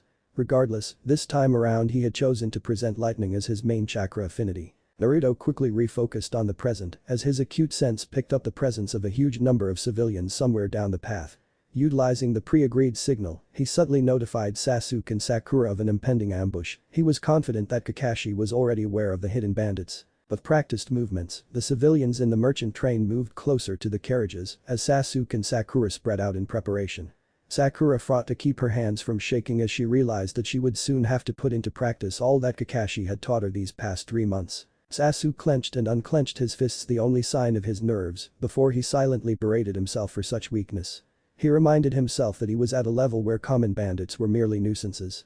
Furthermore, and here he threw a glance at his ever unruffled teammate, this was a chance to show Naruto that he was more than his equal. He took a deep breath and released it just as the first of the bandits sprung out of hiding. Sasuke's arms were already in motion, blurring as he released shuriken after shuriken towards the group approaching from the left of the caravan. Sakura hesitated only a moment before she too joined Sasuke in taking out as many of the bandits as she could before they entered close range. By the time the attacking bandits had gotten close enough to engage in close combat, half of them had fallen to the deadly cloud of projectiles hurled at them. Sakura was not even aware that tears were flowing from her eyes, as her relatively weak taijutsu was more than enough to take down bandit after bandit. Sasuke's eyes were grim and focused as he cut through the group of bandits around him. He didn't even flinch as his kunai penetrated through the skull of an attacking bandit. The night of his family's massacre had long since desensitized him to such bloodshed. Naruto and Kakashi had ignored the approaching bandits, continuing to read their respective books. The bandits, seeing their disinterest, became incensed and surged on more vigorously. The moment they entered into close range with Kakashi, it was all over. Kakashi's figure flickered in place, and one by one, like puppets with their strings cut, the attacking bandits began to fall with their throats slit. Naruto, on the other hand, did not react until the bandit in front of the charging horde was practically breathing on him. The lead bandit screamed out, "Die!" and brought his raised sword down on Naruto. Sasuke and Sakura whirled around at the sound of the maddened shout in time to witness the descending blade bite into Naruto's shoulder, stopping at his chest. Before a ferocious grin could form on the bandit's face, Naruto's calm voice carried on the wind, originating from the top of the leading carriage, Kai. The Naruto who had just gotten cut exploded with a crackling surge of supercharged lightning. The bandit in contact with him was flash-fried to ash instantly, while powerful bolts of lightning leapt from surrounding bandit to surrounding bandit, short-circuiting their brains and stopping their hearts. After a several seconds-long light show, all was finally still. The disturbed dust cleared to reveal the charred and smoking corpses of about 10 bandits. The civilians, Sasuke and Sakura all stared at the scene of destruction until they were distracted by the sound of a page being turned. They all looked to the top of the first carriage to find Naruto still reading his damnable book, as though he had not just wiped out a group of bandits in one move. A few minutes after the ambush, after Sakura had finished throwing up, though her shake still persisted, the caravan resumed its journey, with the ninjas in their original positions. Kakashi had interrogated one of the surviving bandits to find out if there were any more attackers lying in wait. He learned that one of Hayato's rivals had contracted an infamous bandit group to rob and kill him. The first ambush had been carried out by a third of the bandit army, the rest laid in wait further down. They even had 1 or 2 genin dropouts among them. Kakashi had deemed his team sufficient enough to proceed. Nearly an hour later, Naruto and Kakashi picked up on the presence of the remaining bandits. Noticing that the main force was concentrated in one place further down the road, Kakashi decided that they would take the fight to them. Signaling his students to gather around, Kakashi laid out a plan of attack. Sakura would provide long-range support using kunai and shuriken, while Naruto and Sasuke would engage the bandits in close combat. Kakashi had chosen to observe his students and would only step in if needed. Getting a nod from his students, he motioned for them to move out. Sakura received a scroll from Naruto and, realizing that it was a storage scroll, opened it to find a ready supply of kunai. She blinked in surprise at the gesture and only then realized that she had used up her supply of projectiles in the previous. She quickly cut that thought off before she could be sick again. She took a deep breath and got into position up in a tree that afforded her full view of the gathered bandits. Sasuke circled around to approach the gathered bandits from the other side, while Naruto went straight ahead, a classic pincer maneuver. The 70 bandits had no idea of the events that were about to befall them. The first indication that something was wrong was when the bandit closest to Sakura's position slumped over with a kunai sticking out of his forehead. A fireball launched from Sasuke's position took out 3 bandits standing close to each other, further worsening the chaos that had descended on the gathered attackers. Into this chaos, Naruto appeared fluid and silent like the wind. He moved through the group of gathered bandits, his ninjato flashing like quicksilver, ending lives with every sweeping movement. Even Sasuke had been momentarily stunned at the grace with which Naruto used his blade. Shaking himself out of it, he drew dual kunes and charged into the fray. He killed bandits left and right using the Uchiha interceptor style, as well as interspacing his taijutsu assaults with the grand fireball jutsu. Sakura rained kunai down on the bandits from above, taking care not to hit any of her teammates. A few minutes after they began, all the bandits lay dead at their feet. Sasuke was panting and covered in blood. He cast a gaze at Naruto to find him unwinded and untouched by any of the blood he had spilled. In that moment, looking at Naruto calmly surveying the massacre he had just wrought, Sasuke realized just what his teammate was capable of. He allowed himself to acknowledge that sometimes, Naruto simply scared him. Sakura was sitting slumped on the branch she had been standing on. Thankfully, this time she wasn't throwing up, she was merely shaking. From the corner of her eye, she noticed Naruto turn to face her, his eyes narrowed. Before she could wonder at his actions, he disappeared from her vision, only to appear next to her with his sword blocking the katana that had been aimed at her neck. She barely had time to flinch in shock before Naruto kicked her attacker away and vanished to take care of him. Sasuke had seen Naruto appear next to Sakura in time to save her life. Since he was alert, he was able to sense the ninja approaching from behind. He smoothly pivoted, deflected the strike aimed at his torso, and responded with a punishing blow that connected with his opponent's head. The blow forced some distance between the two combatants, and Sasuke took a moment to assess his attacker. The other ninja was obviously at most a genin, and Sasuke was confident that he could take him. He surged forward and engaged his opponent in a taijutsu battle which he ruthlessly dominated. Finally, after a few minutes, Sasuke created an opening into which he buried a kunai and watched dispassionately as his assailant bled out. He turned around only to receive a boot to the face that launched him into a tree. With his head ringing and his lungs struggling to breathe, he forced his eyes open to meet the malicious gaze of another ninja, this one obviously above genin level. He forced himself to his feet, preparing to engage this new enemy, knowing that he was quite possibly too drained to emerge victorious. The attacking ninja wove hand seals and allowed a bloodthirsty grin to appear on his face as he pronounced, Doten. Doryuiden, Earth Release. Earth Dragon Bullet. Sasuke watched grimly as a dragon head made of earth emerged from the ground and aimed at him. His muscles coiled, preparing to launch him to the side, when both combatants were interrupted by another voice intoning, Raiten. Raikyu, Lightning Release. Lightning Ball. A bright blue ball of tightly leashed lightning plowed through the head of the rising earth dragon and continued on to the enemy ninja, who only just jumped out of the way. Naruto landed in front of Sasuke, facing their mutual enemy. Sasuke, who was too tired to put up a fuss about being rescued, allowed his body to slide down the tree he was leaning against. A clone seemed to step out of Naruto's back and it moved forward to tend to his wounds, using a first aid kit Naruto handed it. Without taking his eyes off his opponent, Naruto spoke with his ever-calm tone. "You're the last enemy left alive. Surrender and I will spare you." Both Sasuke and the ninja were taken aback at the finality in Naruto's statement. Shaking off any hesitation the Chunin-level ninja might have felt, he prepared to engage this obvious genin. Up in the branches, hidden from all but Naruto's senses, Kakashi watched as his blonde-haired student offended his teammate. He decided to take this opportunity to see if he could finally gauge his enigmatic student's level.